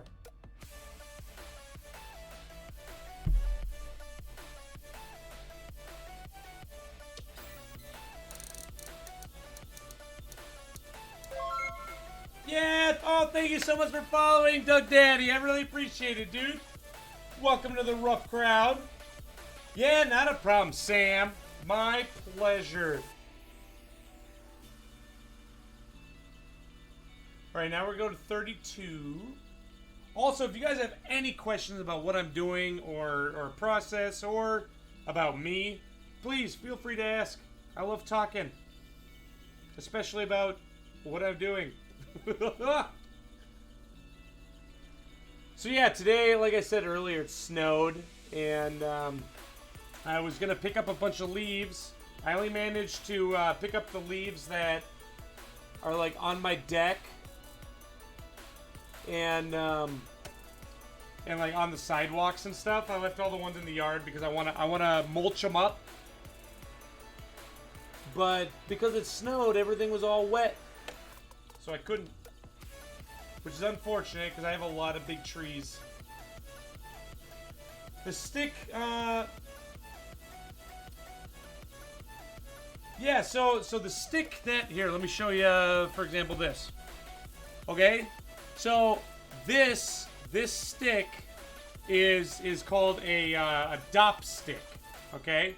So what you do is you attach the stone. This is actually dichroic glass on here. But you attach the stone to the dop stick, and I use a Schleck, or I will often refer to it as wax, and that's what adheres the stone to the dop stick. Did you know that it's healthier for your lawn to leave the leaves and grass clippings? I do know that, actually, yes. That's where I was going to mulch them up. All right, Tim. Thank you, dude. Have a wonderful evening.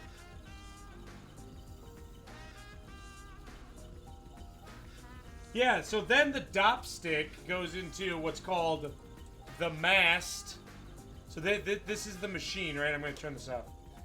So here's the stone right here, right on the dop stick. The dop stick goes into this part right here, which then comes up to here, which is on this is a gear wheel, and this has numbers on it.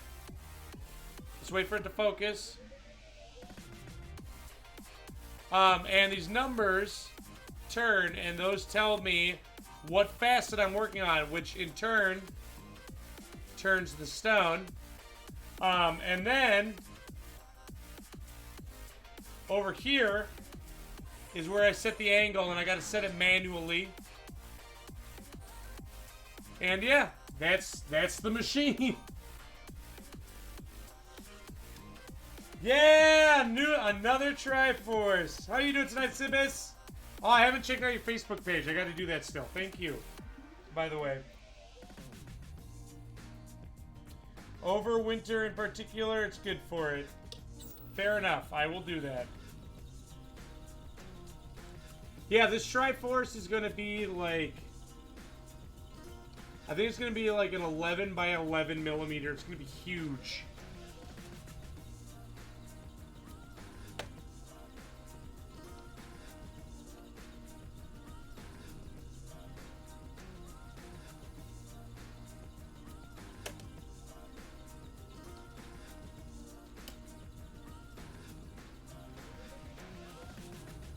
Sweet. Alright, guys. Now we're going to go to high polish. What's the value of the piece like this one?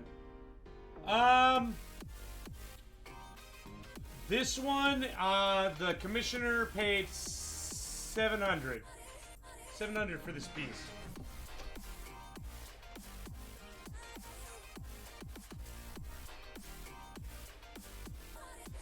Oh, okay.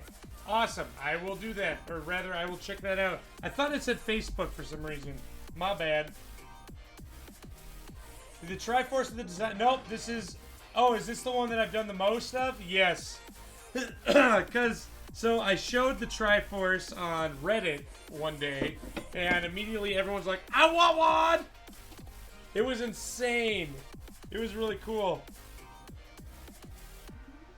Awesome. Thank you, Sibis. I will check that out.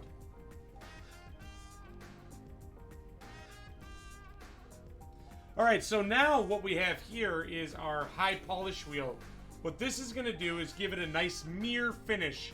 Because right now... It's still not, it's not shiny, right? Because we were just grinding it. So this has a 14,000 grit diamond paste on it. And so, yeah, that's what we're going to do. What up, Nessa? It's been forever. How are you doing? Waiting for the double Triforce earrings. Ooh, I got some small citrine. I could do a Triforce on those. I think that'd be cool. Oh, no. I don't know why I'm putting water on this thing. Oh. Okay, good. We're good.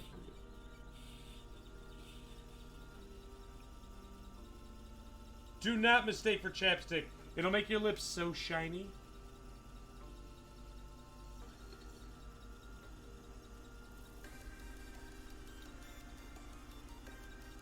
Okay, I accidentally put water on here. I gotta clean it off now.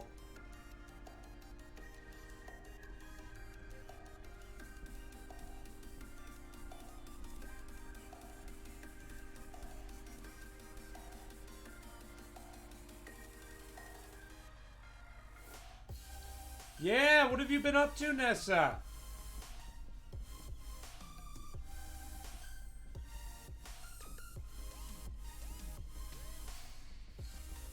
Anything new or exciting?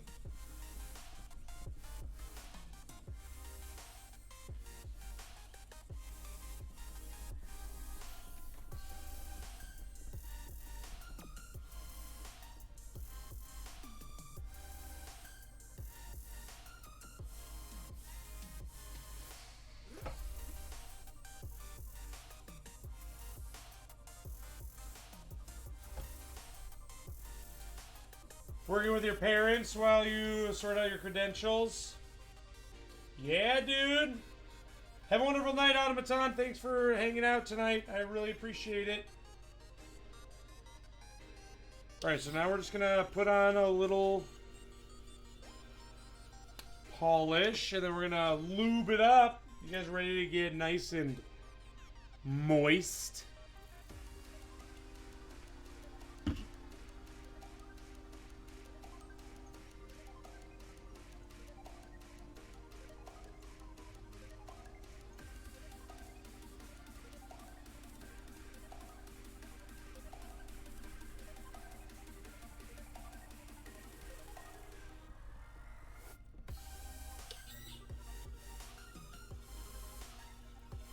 It's snake oil.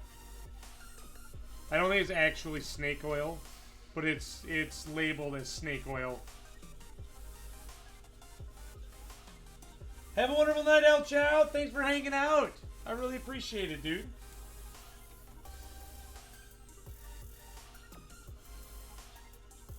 You know what snake oil is?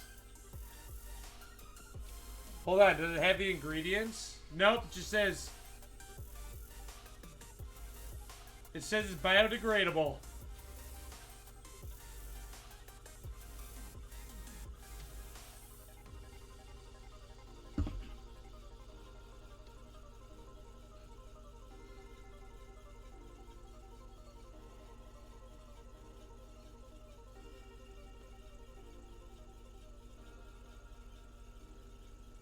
All right, so like I said, guys, we are putting a nice mirror finish on here. So it's nice and shiny. See how that's looking.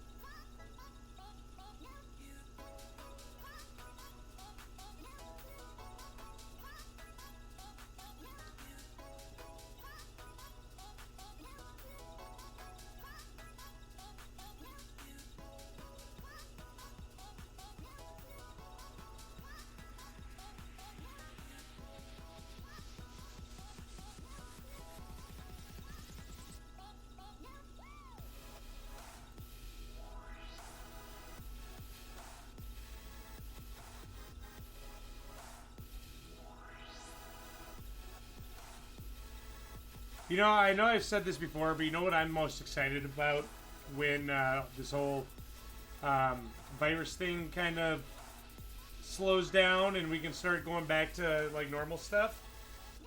All you can eat sushi. Oh my god, I cannot wait to go eat some sushi. When you get it for takeout, it's just not the same. You know what I mean? Some of the places you just takeout is not the same. It's just not.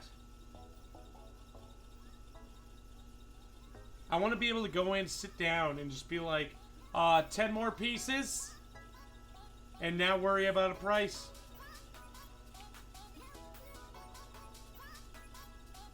We have some all-you-can-eat sushi places here in Minnesota.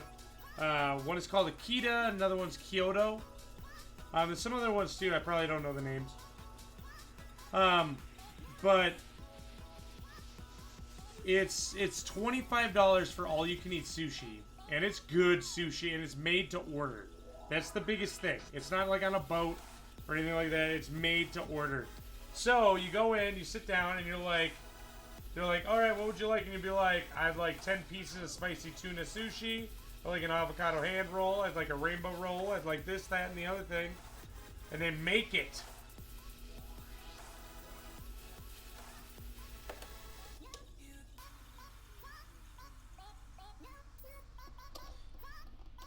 Okay, so I'm realizing I actually have a scratch in my lap. And it's actually scratching my gemstones. So I just have to avoid that inner circle. So we gotta go back and cut it again. The joys. The joys of gem cutting. You know what I'm saying?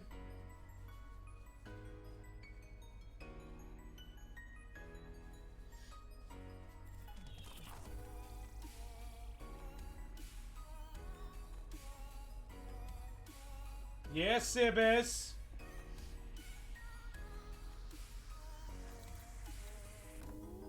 Nice, dude.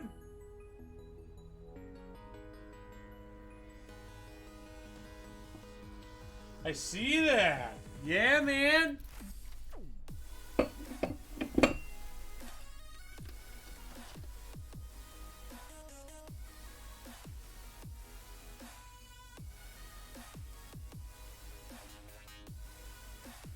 Is it what color is it? Because I have a boule. I've got a boule of here, let me show you up here on this camera.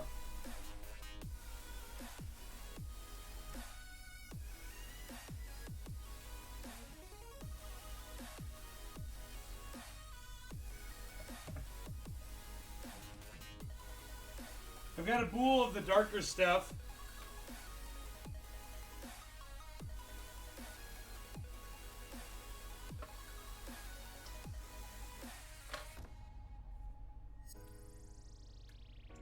Blues, and you got the only green one, huh?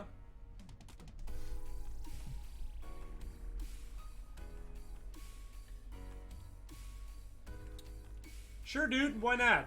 Why not?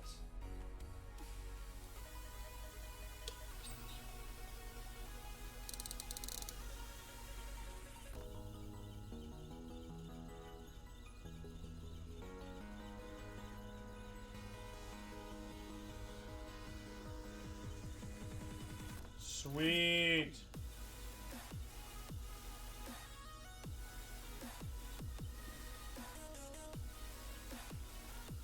Oh, thank you so much, Doug Daddy. I really appreciate that, man. Thank you.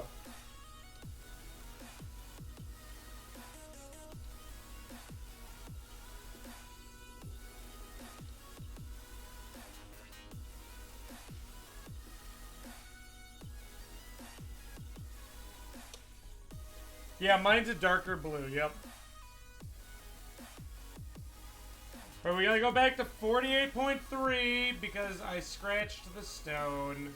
So that means you gotta recut it.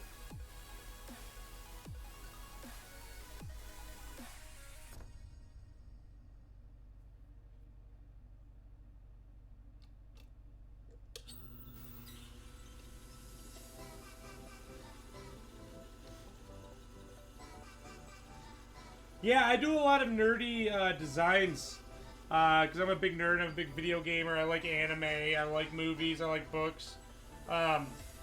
So I made a lot of I made designs for the Pokemon gym badges. I currently only have the Cascade badge faceted. But I did Sailor Moon stuff. I did some Lord of the Rings stuff.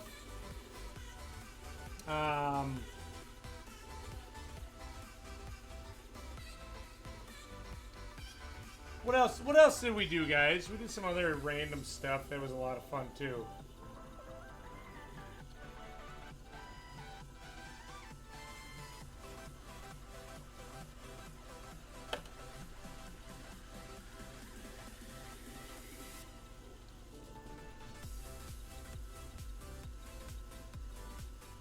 Oh, thanks, Sib. Listen, nice. Nice meat point right there, guys. So I'm talking about.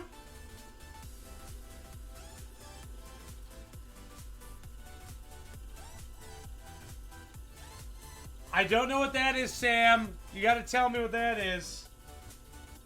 I did a design that was the tip of Odin's spear, like the spearhead. No, we haven't done the hammer yet. We did do Odin's spear, though.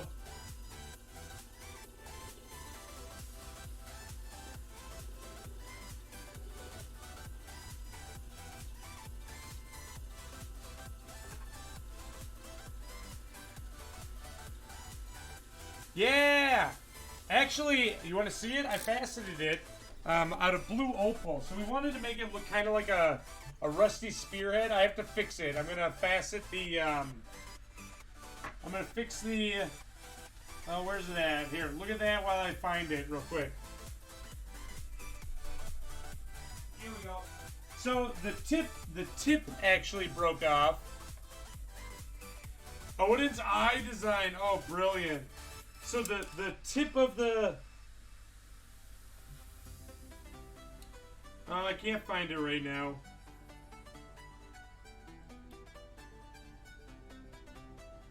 That's alright. I'll look for it. I'll have to show you next time. But it's a really cool blue opal. It's like dark blue, and just because we only have an hour left, I want to get this done.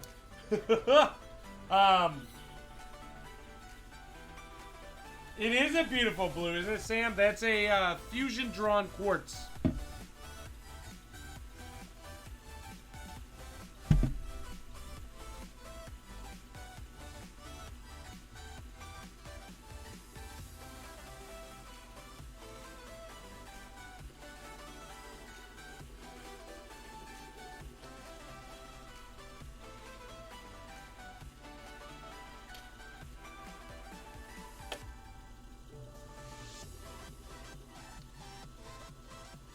Yeah, I actually I faceted the Cascade badge out of that fusion drawn quartz. I have Agamotto.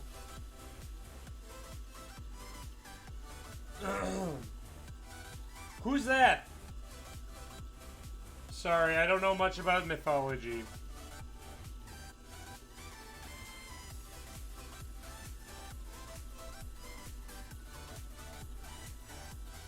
Oh, Doctor Strange. Oh, yeah. That would be sweet.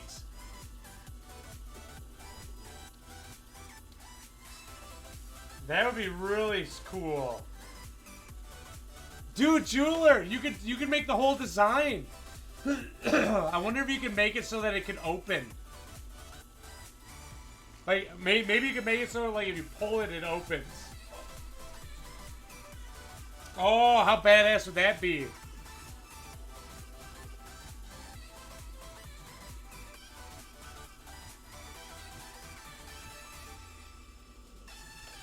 Some assembly required, I mean.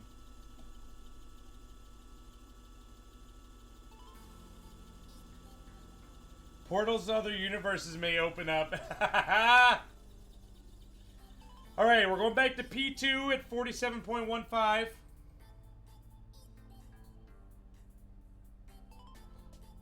By the way, guys, I want to remind everyone again that on the 30th, Friday the 30th, we are going to be celebrating you guys, the rough crowd, by playing Jackbox games. We will be giving away Amazon gift cards and just having some fun that night. So if you've never been to one of our Jackbox parties, you totally got to come join.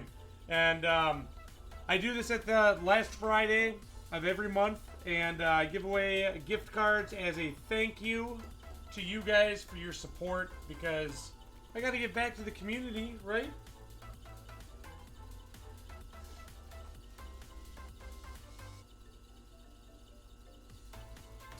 I've done Sibis. I cut the I cut the all-seeing eye once into an amethyst. That thing was fun. Have a good lark, you jeweler, and a good dinner. Actually, I'd love to cut that one again. That one turned out really nice. I think I cut that into an amethyst.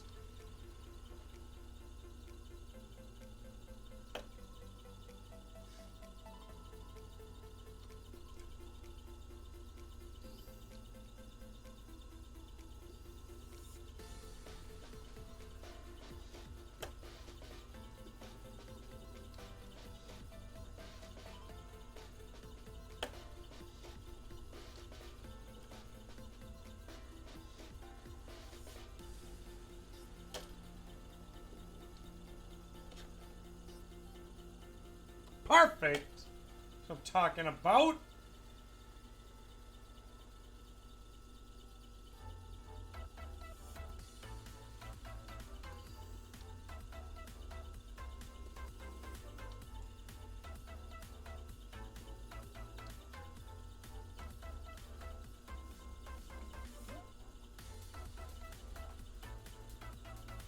Just like a hair.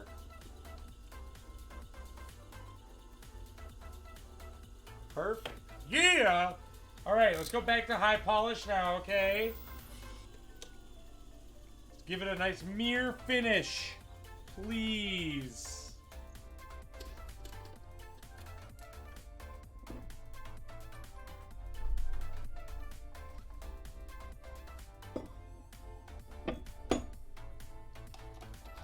And we won't mess up this time.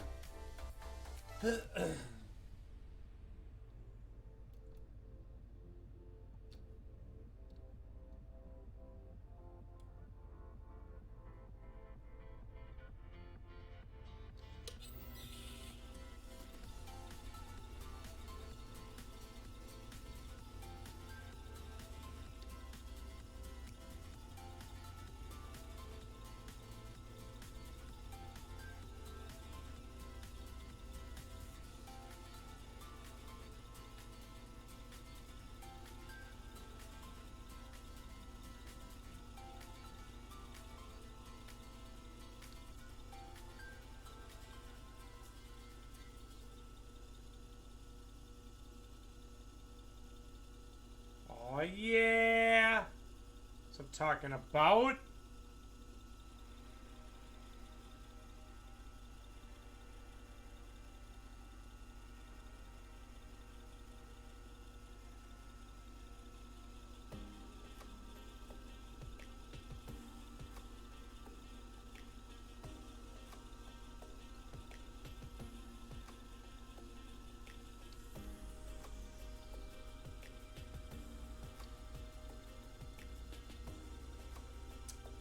You like how I look passionate? I am passionate. Thank you, Sam. I really appreciate that. Yeah, man, I love what I do. I absolutely love it.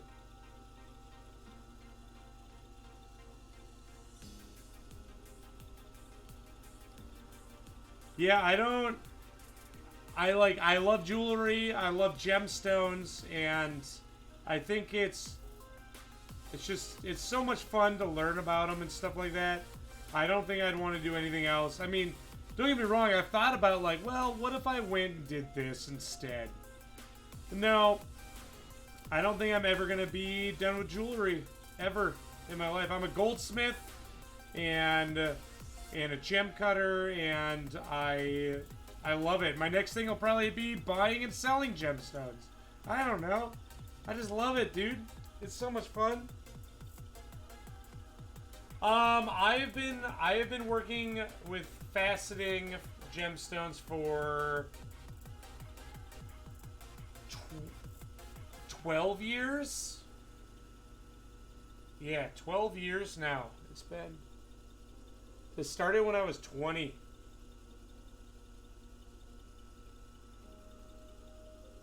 And I've only been a goldsmith for 8 years.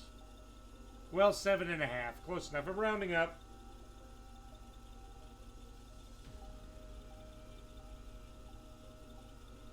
Jewelry's just meh. I love the intricate metalwork.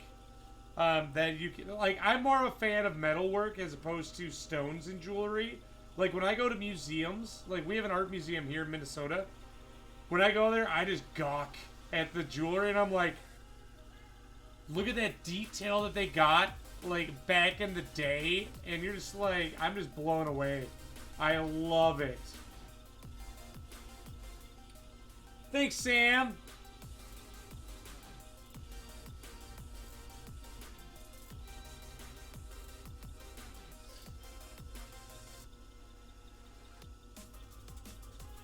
There we go. Nice mirror on that bad boy. This is also the best part of faceting is the finished products that you want. Like, you just want to get to the end so you can see it and be just so happy with it.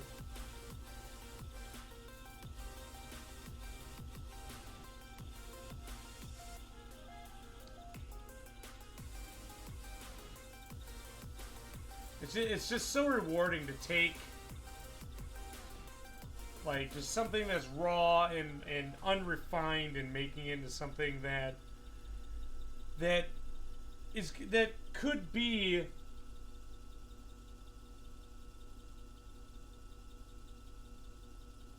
Sibis, look at my Instagram. I did do that. I did cut the whirlpool. But like I'm fascinating, and it was about 20 millimeter, I think. Yeah, dude. And like, I'm making something that is gonna be in someone's life and potentially family for generations, and this stone's gonna outlive me, you know. And it's just to think about that and be like, you know, I made that. I am leaving behind a legacy, even if people don't remember me or know that, like, some bald guy on the internet made this for me. I mean, still, it's like, I did this. And just thinking about that, and the things I make are gonna go down in people's histories, is just so rewarding to think of. I love it. I absolutely love it. What's the first gem I cut? In what form did I... So when I started cutting, because I taught myself how to do it, so I started with glass. Because glass is very chaotic shapes. And so I wanted to be able to position it and go from there. And also, they can have air bubbles in it. The glass can. So those were the first ones that I did. I don't remember what shape I did first. It was probably a round. I think I just did a round brilliant. But actually, I still have one of the first gemstones I ever cut, and it was that amethyst I showed you earlier when I was showing you meat points.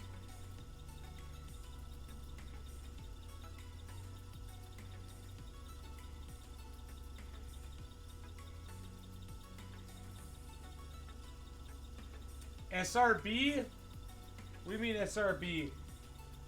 I don't understand. Help.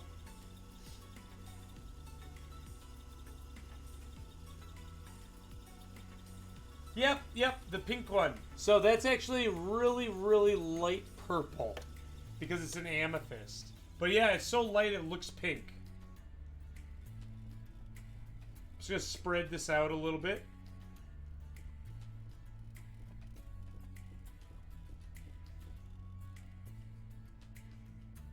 Oh, yes. Yep. That was my first one. Standard round brilliant.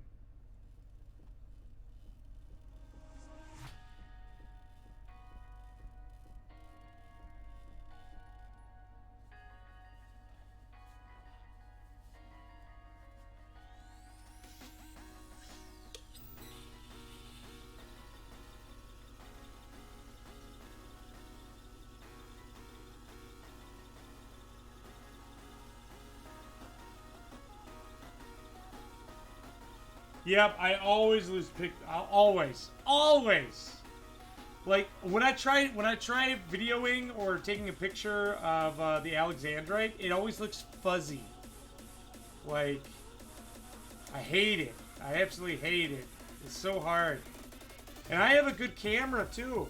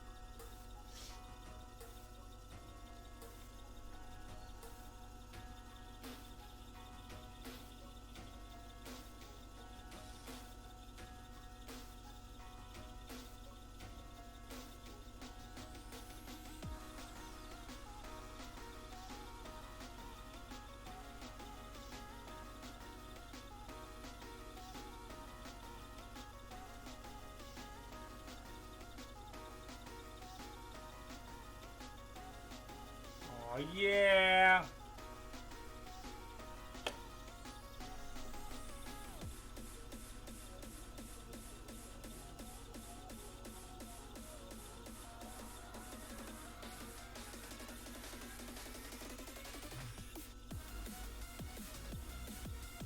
No, I'm not going to any shows this year.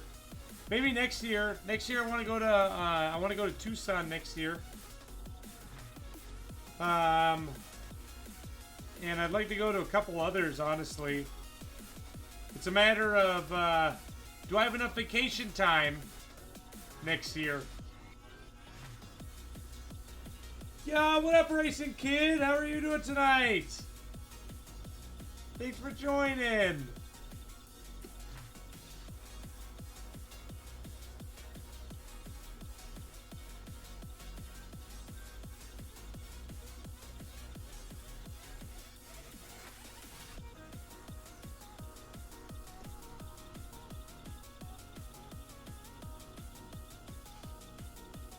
I'm doing well, thank you.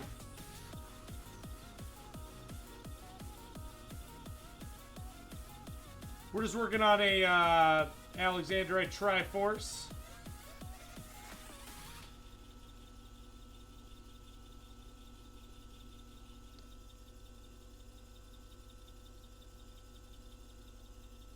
Okay.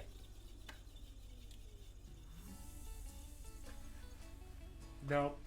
Nope. We're doing a deep clean on this wheel now. It's scratching.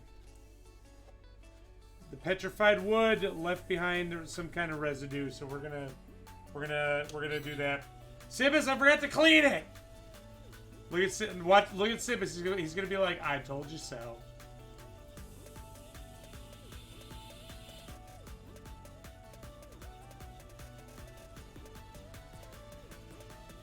Go ahead, Sibis. Say it. Say it. I forgot to clean it.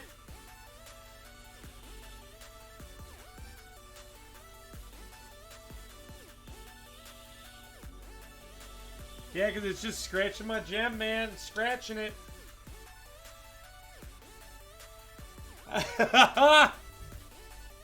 That is true.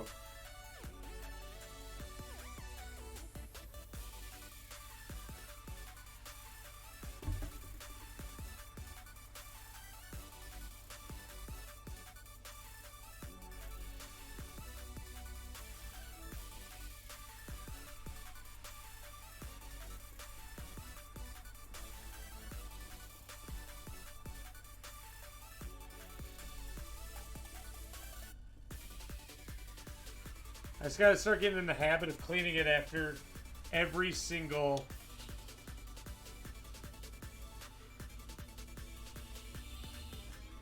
use.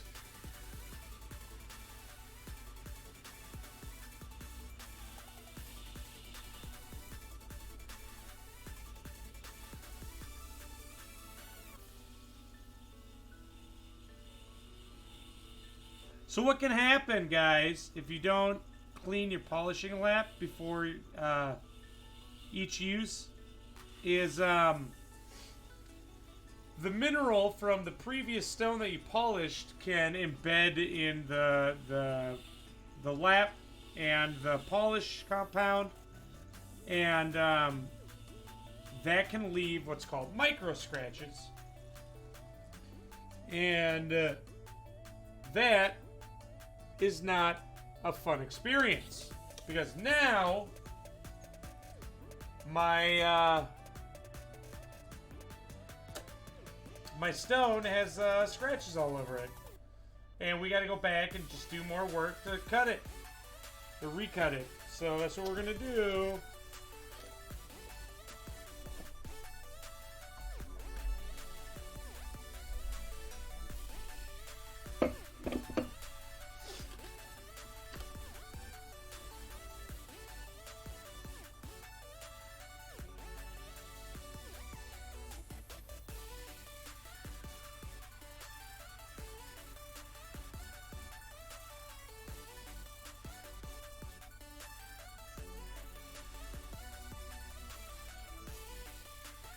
So we're gonna come back and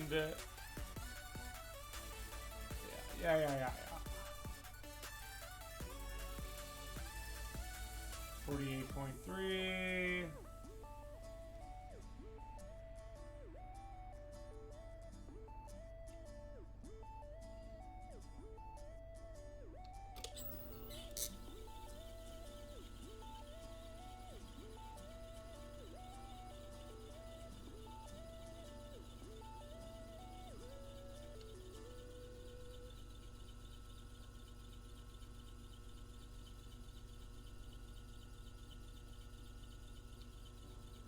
$31.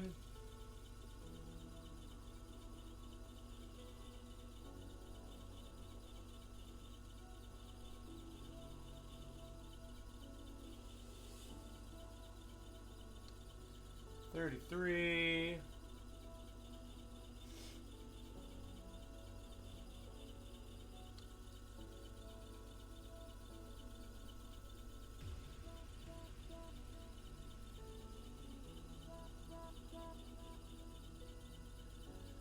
What I'm hoping to be able to go to, Sibis, is not a mineral show next year.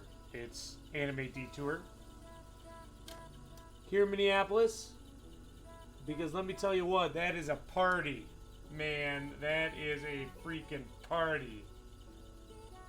And that's what I want, is a party. I haven't been able to throw any parties this year. And I'm having withdrawals because I love throwing parties. You need to organize your jewelry and get a photograph. Any tips?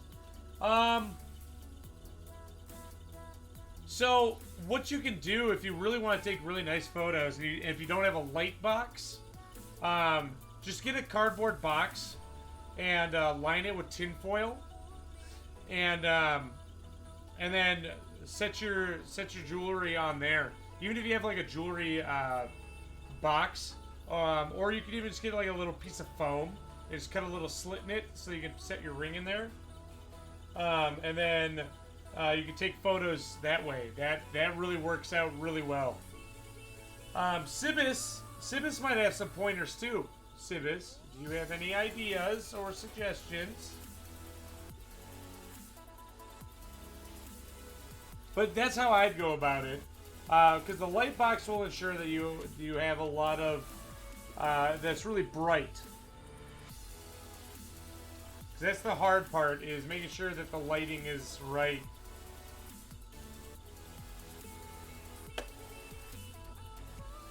And get like an LED strip or something to put in there, because you don't want to use a flash.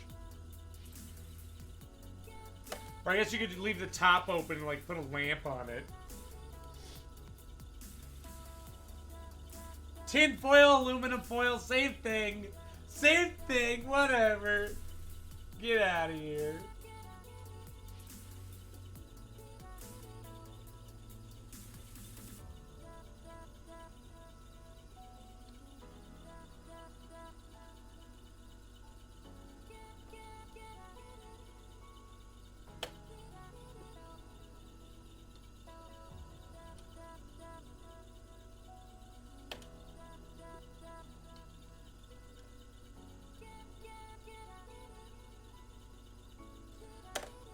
All right.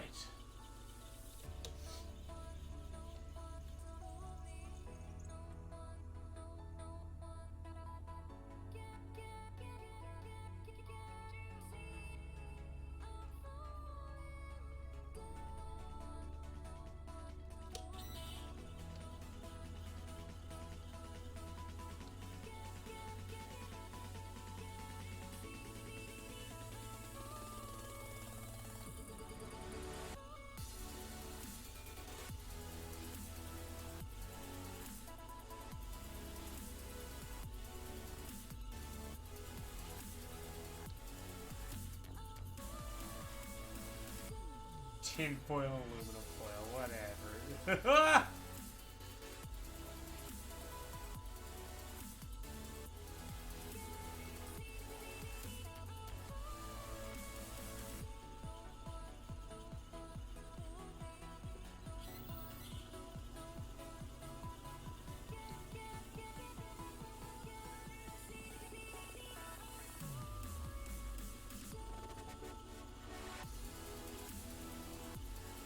Classic Sibis.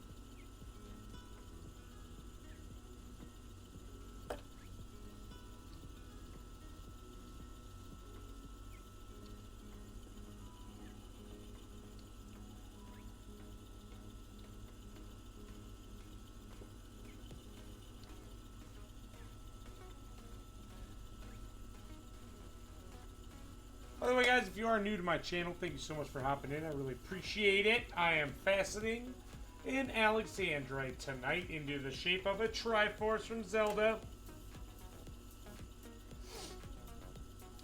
If you take a look at the diagram down low on the upper right hand side, that is the bottom of the gemstone, also known as the pavilion. And if you look even closer, you'll see it is labeled for your pleasure, so you can follow along and see where I'm at. We are currently faceting P1 because it's scratched, but we gotta fix it. It is very annoying. That's okay. It's all part of the cutting process.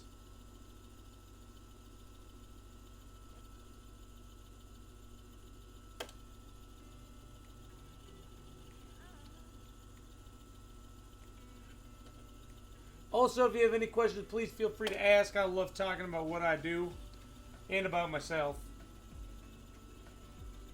And I just love questions in general.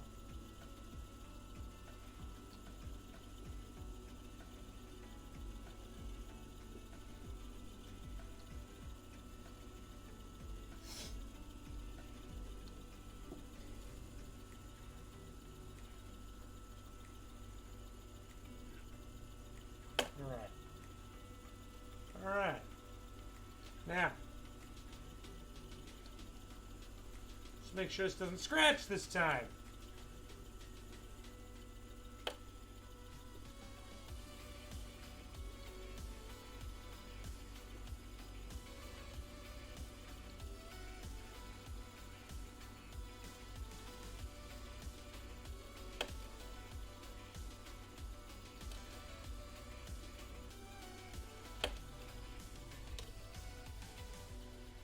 What is my favorite movie? Oh, that's a hard one. Now, are we talking... Okay, I got a couple. So, I love musicals, right? My favorite musical would be Evita. I love Evita. Don't cry for me, Argentina. Let's see, 4715. Otherwise, Princess Mononoke is probably my all-time favorite, 100%. Love Princess Mononoke, though. I also really enjoy Howl's Moving Castle. Big fan of that. Sweeney Todd is really good too. Yes. Or the new Hairspray movie. Love that one.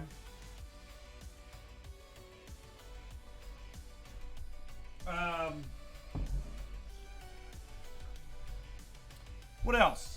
What else do I really like?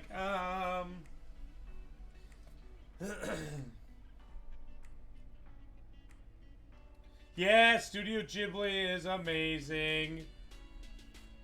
The Cat Returns is another one of my favorites.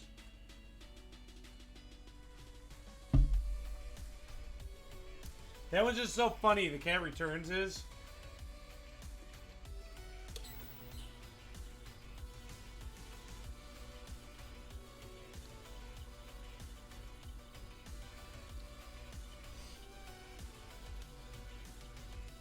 However, Studio Ghibli did come out with some weird ones too. Like Porco Rosso, whatever you want to say. Oh, actually, Laputa is... I really enjoy Castle in the Sky. That was a good one too.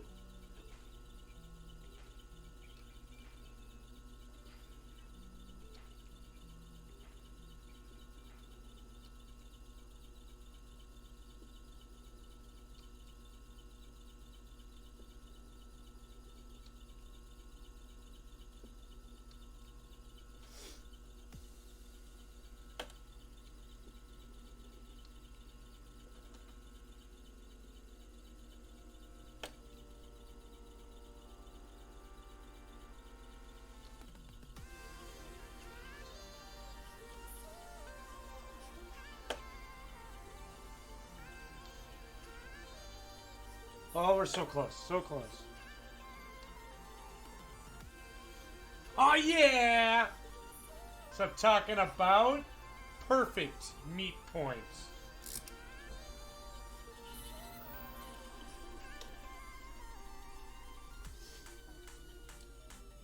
Perfect meat points. Alright, let's do this. Let's do this.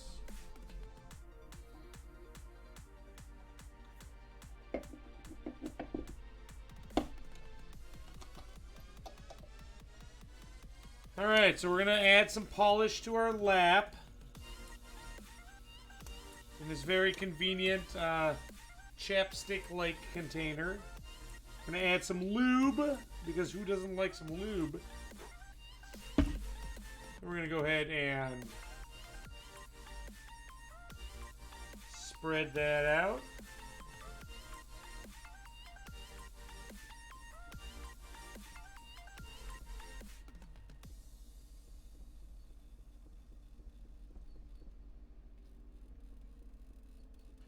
Alright, and so what this is going to do, again, this is a 14,000 grit diamond paste that is going to give the stone a nice mirror finish.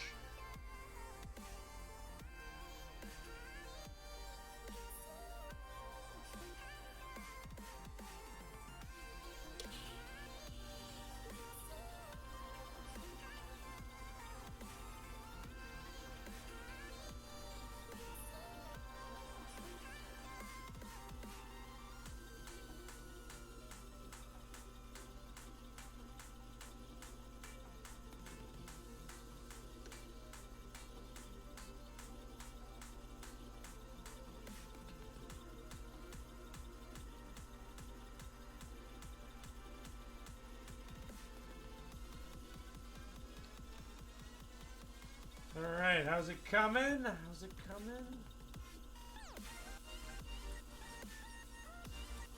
Oh yeah! That is what I'm talking about, right there.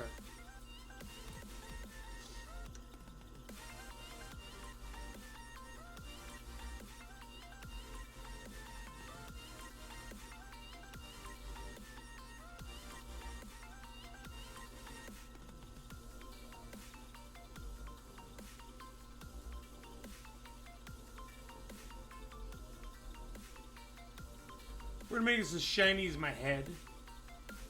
It'd be like a beacon.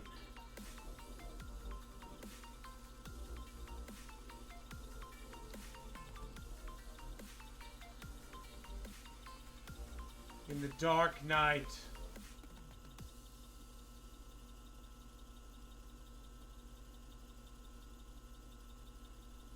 So what I've discovered with the synthetic alexandrite is my polish likes to stick to the stone like crazy.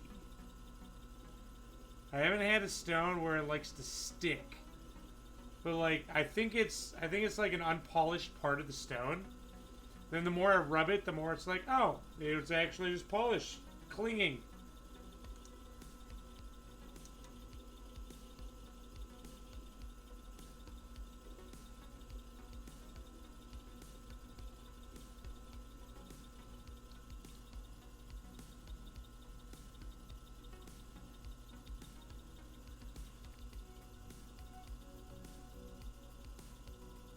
Yes. Yeah. All right, let's keep going. Let's keep going. This is the best part.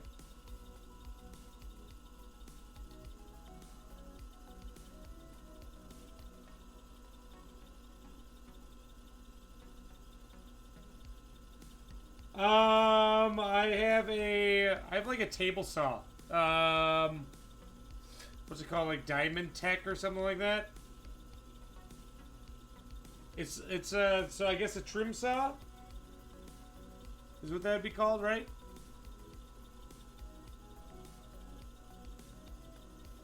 I don't know what a lap saw is.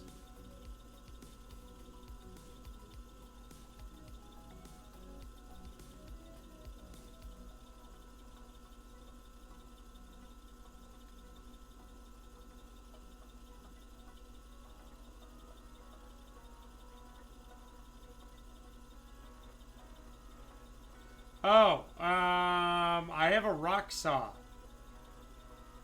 I have an actual rock saw that I got.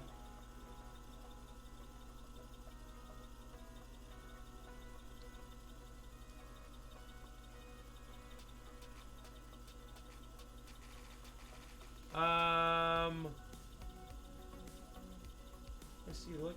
See that? It's sticking to it. It's sticking to it. Let me, oh god, oh god, oh god. Here. Pardon the messy room. That's what I have.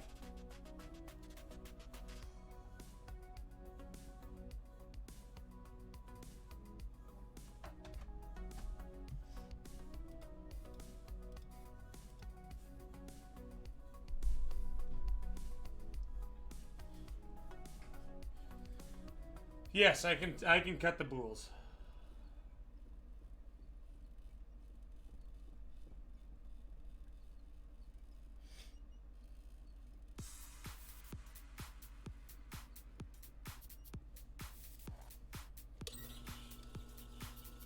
All right.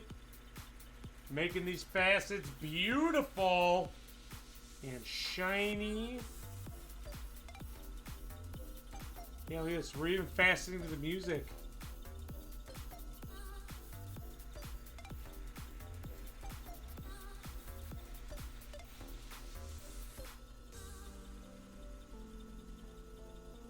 Hey, does anyone want to go to work for me tomorrow? I'd rather not. I'll just stay home, fast it all day. Maybe pick up some leaves. Maybe it'll even snow again.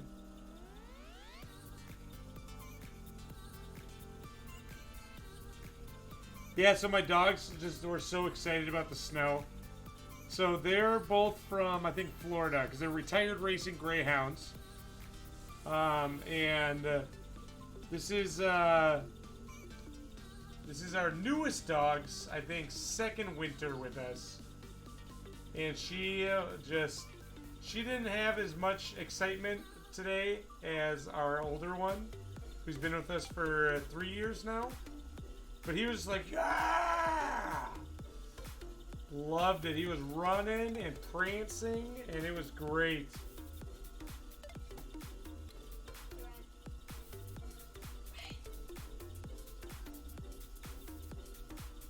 All right, Sibis, I'll do it. It is expensive to get into it, Sam. Yes, it is. I bought mine used. Though they do have, I believe they have cheaper options.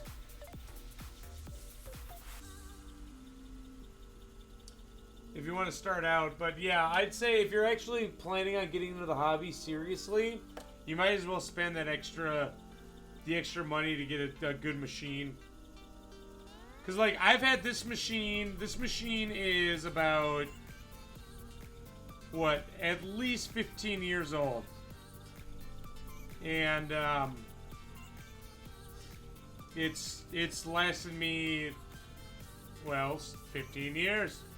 No, I've been using it for 12 years.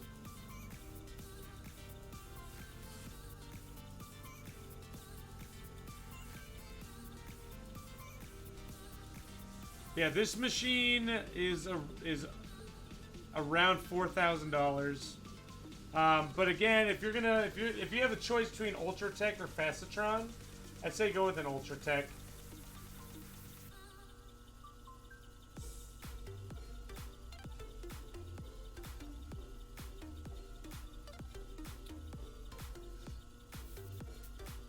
That's all right. You can live vicariously through me.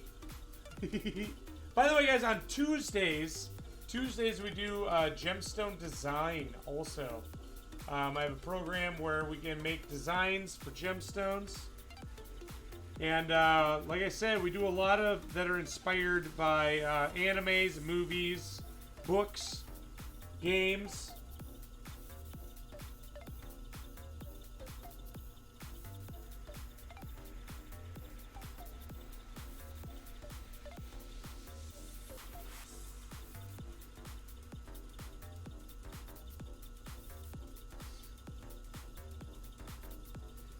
Yeah, it's expensive to start the hobby, but once you're in the hobby, the equipment lasts, is the thing. So your investment pays for itself.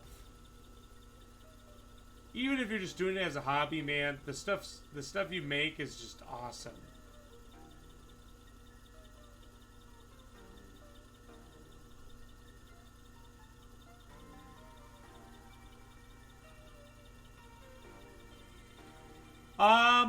Let's put it this way. I've never done maintenance on this machine. This machine, the only maintenance you'd have to do, really, is clean it, which, like in here, clean this out inside a little bit.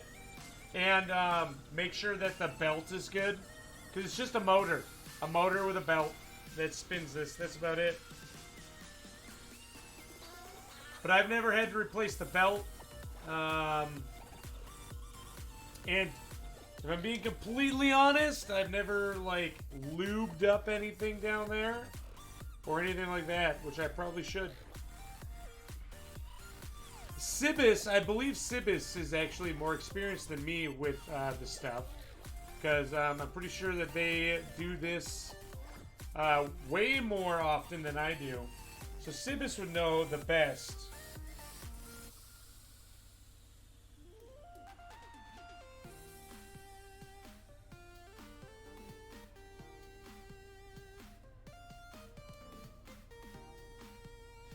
Yeah, see, I'm not able to cut daily because I have to work and do other stuff. Man, I'd love to cut daily though. That'd be freaking sweet.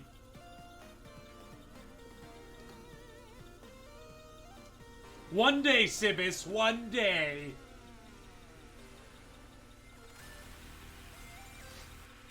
Just the cutting daily, man. You've got way more on me.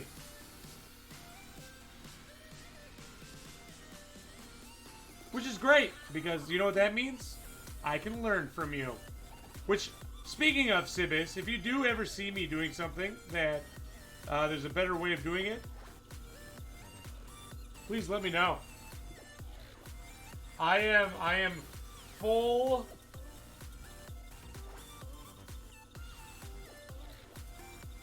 I can cut 5 triforces. Yes, I can do that a month, for sure.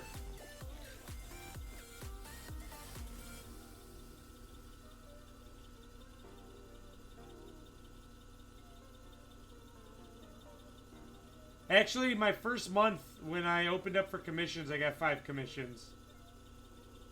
One of them was for 3 stones, actually.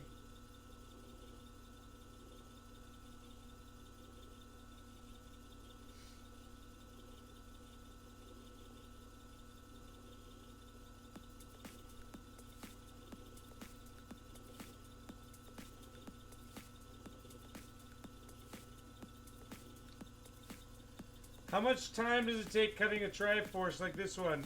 If I wasn't distracted by Twitch, this would probably take me, probably about 2 to 3 hours. There aren't many facets on it.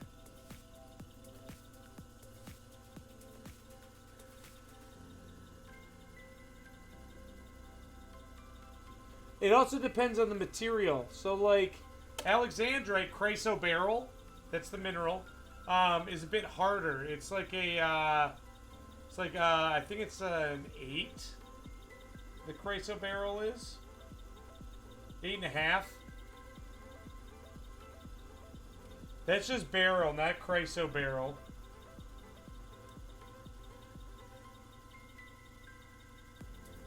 Yeah, this thing only has 25 facets, and I skip 3 of them. So 22 facets.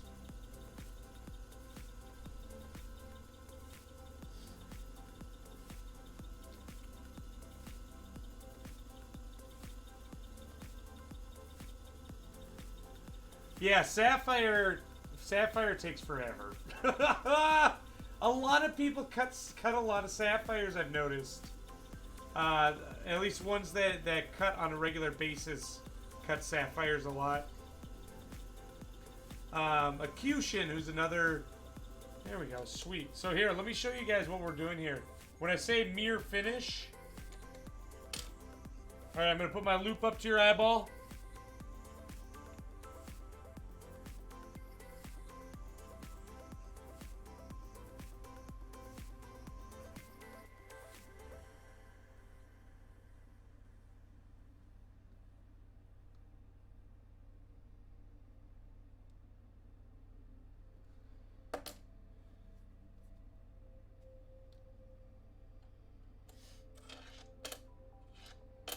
So yeah, see? You can even see it from there.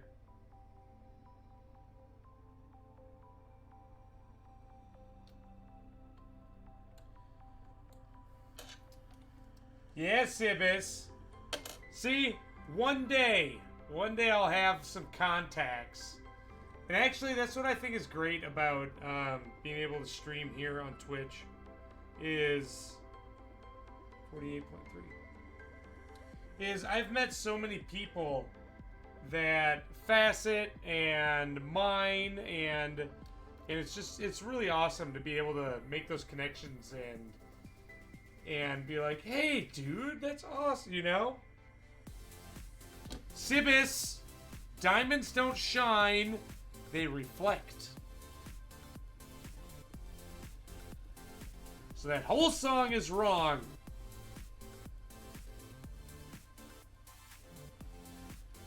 Oh, that'd be sweet, Sibis. That would be, oh, I'm jelly.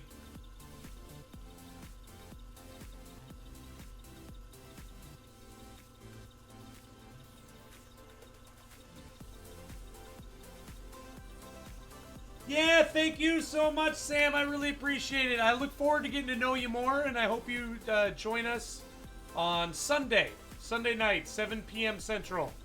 I look forward to seeing you, dude. You found Twitch because of Minecraft. We've been really glad to find them. Yeah! Right? Right, Doug Daddy? There's so many people that don't think of, like, when they think Twitch, you think video games, right? Like, I did too. And actually, I started out streaming video games before I started doing my faceting. I only started streaming my faceting back in January of last year. And once I found the art category, and then they later added makers and crafters, I was just like, this is awesome. And the communities in the arts and the makers and crafters are so friendly. Like, if you want to join our Discord, man, there's so many streamers that I've met on here that are part of our Discord community. That, here, let me get it up there for you. That share their work and we promote each other, and it's awesome. So if you're looking for more people to find and even chat about in the Discord, or even share anything that you do, we'd love for you to join our community, dude.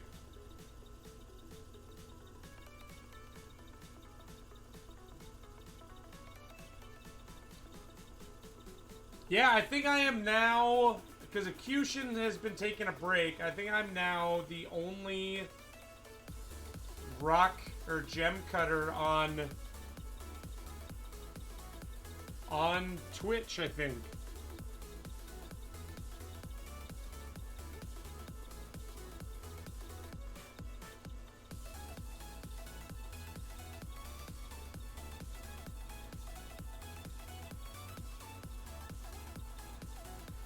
At least as far as I'm aware.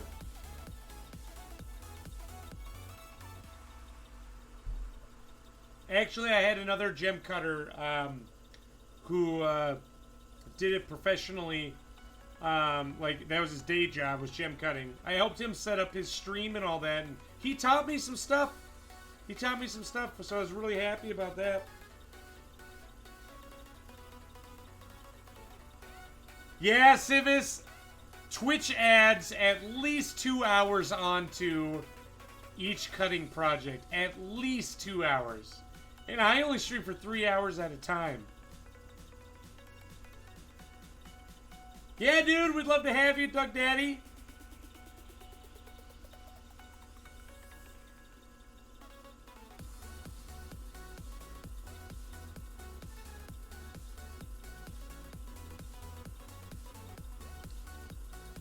However, Sibis, it definitely makes faceting a lot more enjoyable. If that makes sense, it's not as boring.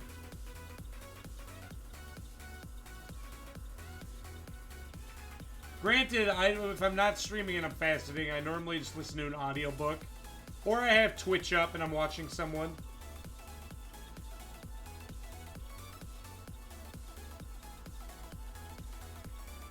Oh, I'm so jealous. I'm so jealous. I want a fantasy machine so bad.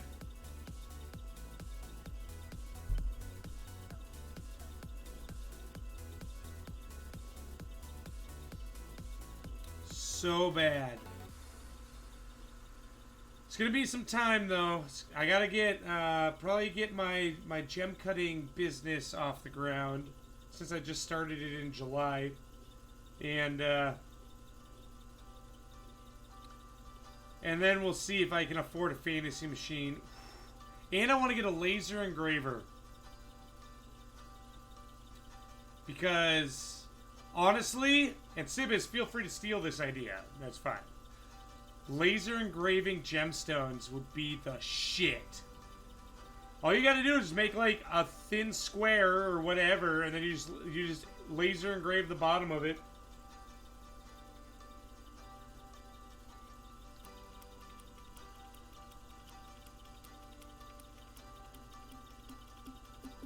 I've seen it, and that's kind of what I was like, because like this guy was showing it, I think on Instagram, and I was like, how would you do that? Then I'm thinking like in jewelry, and I'm like, oh, laser engraver. It would be a laser engraver.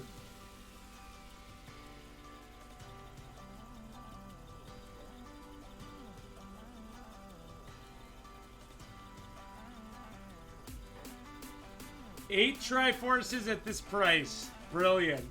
I mean, I've done 2 at this price. So I'm almost there. Oh, but wait, taxes.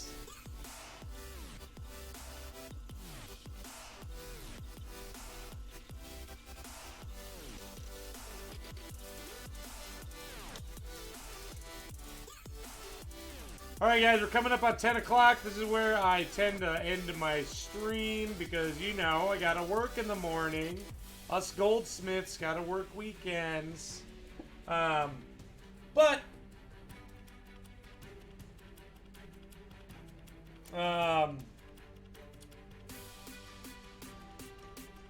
if you enjoyed watching me and you want to see more of what I do, feel free to press that follow button. And I'd love to get to know you more. And we'll see you on Sunday. So this Sunday, we are going to be... this Sunday, we're going to be faceting, probably finishing up this Triforce on Sunday. And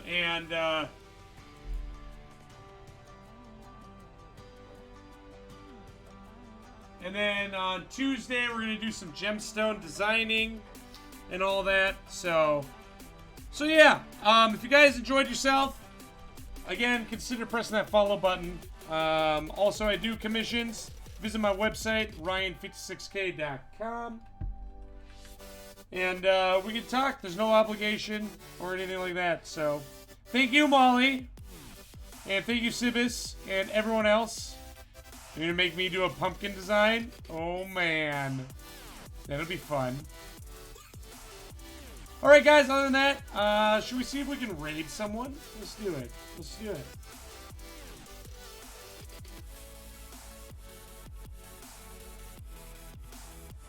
Alright, raid channel. Who is... Oh, let's go raid Apache. Yeah, why not? So Apache is a glass maker. It looks like he's making some marbles right now. He does really amazing work, and he's a lot of fun.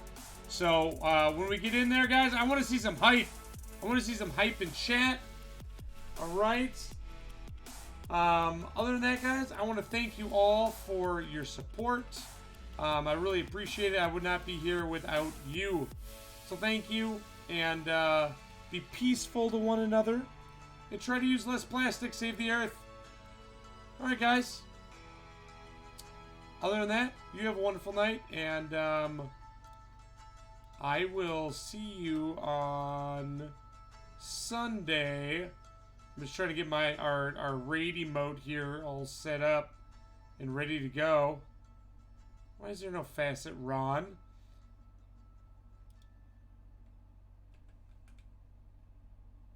Weird. Yeah, there's Ron. Thank you. Control V. There we go. Oh, didn't work. Okay. Alright, guys. Let's do it. Okay, bye. 8, 7, 6, 5, 4. Bye.